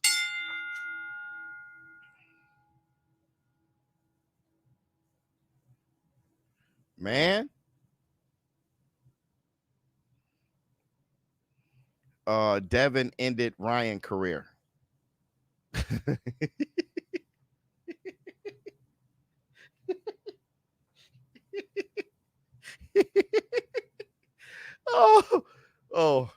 I don't know, man. Haney don't need to go near that man no time soon. I like Pitbull or Matias. He beats both, by the way. We don't know. We don't know. He was 11-1 favorite against Ryan. Brother, we really don't know. We really don't know. We really don't know. Pitbull, maybe. And if he fights Pitbull, that doesn't look good for his brand because, like, oh, another guy he's way bigger than, right? So, you know, so he got to prove people wrong. It got to be somebody that can match him, matches his primeness and his size. We don't know. 11-1 favorite to say he'll for sure do anything, especially after this last fight. We don't know if he's damaged psychologically. We don't know if he's damaged chin-wise, right? We don't know if he's going to question himself. We don't know if Bill Haney's going to be less reluctant to throw in the towel when he's in trouble. There's a lot of shit, and we don't know if the next person he fight is going to think that he could just crush him, because your mind is very powerful, bro. Whoever he fights next, I don't give a damn what he's ranked. He's going to be a champion that night because he's like, oh, this is my time. If Ryan smashed him like that, I'm going to cave his face in. He's going to train a certain way. He's going to approach it a certain way. He's going to talk a certain way leading up to the fight. Bruh, it's going to be very hard for Devin Haney to sound extremely confident, right? Think about Errol Spence and how much time he had to take off just to get his soul repaired, his spirit repaired. Bruh, we didn't know how damaged Roy Jones was until Glenn Johnson. He was knocked out flat by Tarver, but he got up. He kind of beat the count, but he was wobbly. We didn't know that he was complete. I mean, actually, my oldest brother said he's done, but no one knew for sure until Glenn Johnson. After that, if he sneezed, he knocked himself out. So there's a lot of questions right now. David Benavidez, bro, there's a lot of questions. This is what we were waiting for. David Benavidez coming in at the end.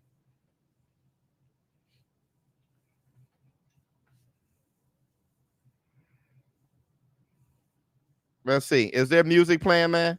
Oh, he went straight to homie. He went straight to We'll talk with you before we allow you or before you go and work out. But David, the fan support yesterday, my goodness, what a response for you. You were signing autographs, taking photos. Again, I feel like the crowd has gotten bigger and it's going to get bigger throughout all of fight week. What does this mean to you?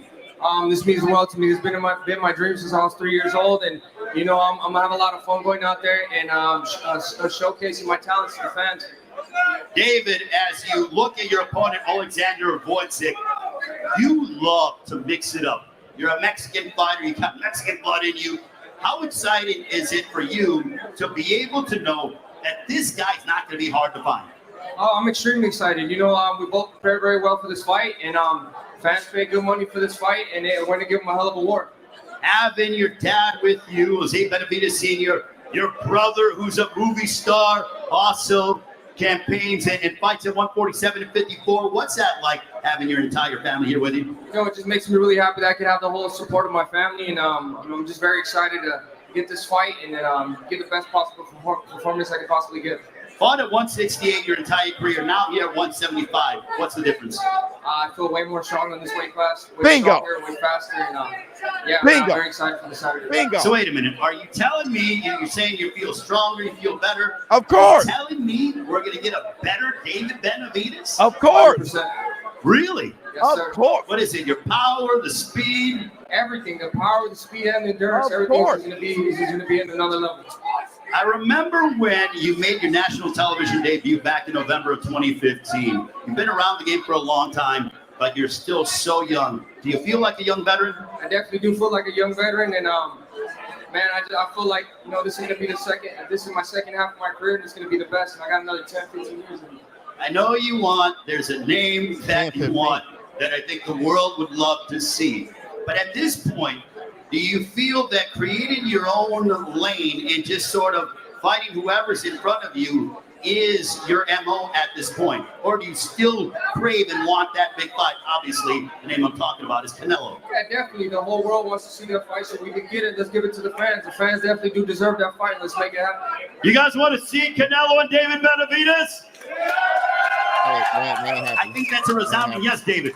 Yes, sir. Let's get it. All right, let's give it up for David Benavidez, ladies and gentlemen. Gonna work, Rob. Good work. Look, I'm gonna tell you, somebody said, hey, you know, Ryan Garcia came in bigger than Devin. Devin came in bigger than everybody. How much bigger did Canelo come in versus Floyd? It just 3 pounds shouldn't have made that much of a dribble off the canvas difference. That's excuses for Devin. Plus, Devin and Ryan were both huge that night in the ring. Really, he has huge flaw. 3 pounds shouldn't make a dribble off the canvas like that difference. It shouldn't. Devin Haney's been a giant over everybody. How much bigger was he over Lomachenko? The fight shouldn't have been that close.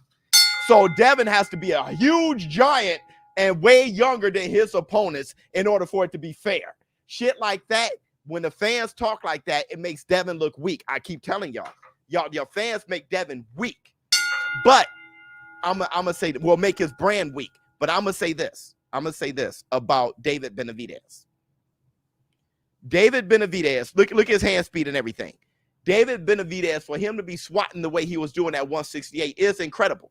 Because look at the baby. Because when your body has to regenerate like that, when it has to rehydrate like that, you do lose a little something. You do lose a little something. You do lose a little something. Number 2, he's going to be swatting more. He's going to be throwing better punches and stuff like that. Number 3, when the fact that Gvozdy's feet isn't that great, if you look at Benavidez's last 2 opponents, when you look at his last 2 opponents, and Caleb Plant and Bubu Andre, those were 2 guys back to back that people don't look good against, who people don't want to fight because they move so well and they're so slick. David Benavidez pummeled both of them. Now y'all can see once again what David Benavidez, how he looks against a guy where he is the mover, where the guy is too stationary. You'll see. You'll see. Let me see. Flex on them. Do you use StreamYard for your lives and regular videos? Not my regular videos. I just use my phone, but I use my StreamYard for my lives. Yeah, I do. He looks like Buzz Lightyear. Yeah, he does. He does. He does. He does. Hit the Tyson bell. Gonna look good. He's gonna look good. And I want to say this too. Canelo Alvarez ducking David Benavidez made him a legend. When you make a great fighter like Canelo Alvarez run from you, you become a legend. You become a legend. Listen, I always wanted Lennox Lewis versus Riddick Bowe, but the way Bowe ducked Lennox Lewis, I didn't want it. I was like, well, then that's what it is. Then that's what it is. When Flores was talking about how David Benavidez, how warmly he was received yesterday for the grand arrivals, and like, we haven't seen anything like that and stuff like that. It's all because how people are looking at David Benavidez now. He is the Mexican monster. He made the top Mexican fighter run for the hills, where other fighters didn't. Bubu didn't. Plant didn't. Canelo ran for the hills. That made him the Mexican monster. It did so much for his brand to the point where he doesn't necessarily have to fight Canelo. I'm saying that he could stay at 175. I know he wants to do it, but he can stay at 175. Okay, so let's wrap things up. Listen, the moment of today, and thank you guys for showing up and showing out. Fantastic. We were on for almost 4 hours. Fantastic job. Once again, thank you to the PBC for the collaboration. Thank you for letting me host on here. Look, the numbers are great. Hopefully you guys are even more interested in the fight Saturday night in the Tyson Bell. Tomorrow we have a press conference. What's that, Thursday? And then Friday we have the weigh-in. And of course, I'm calling the fight live commentary. But I want to wrap it up with this. Wrap it up, Biz. I'm going to wrap it up with this. Pause. The moment was the flinch.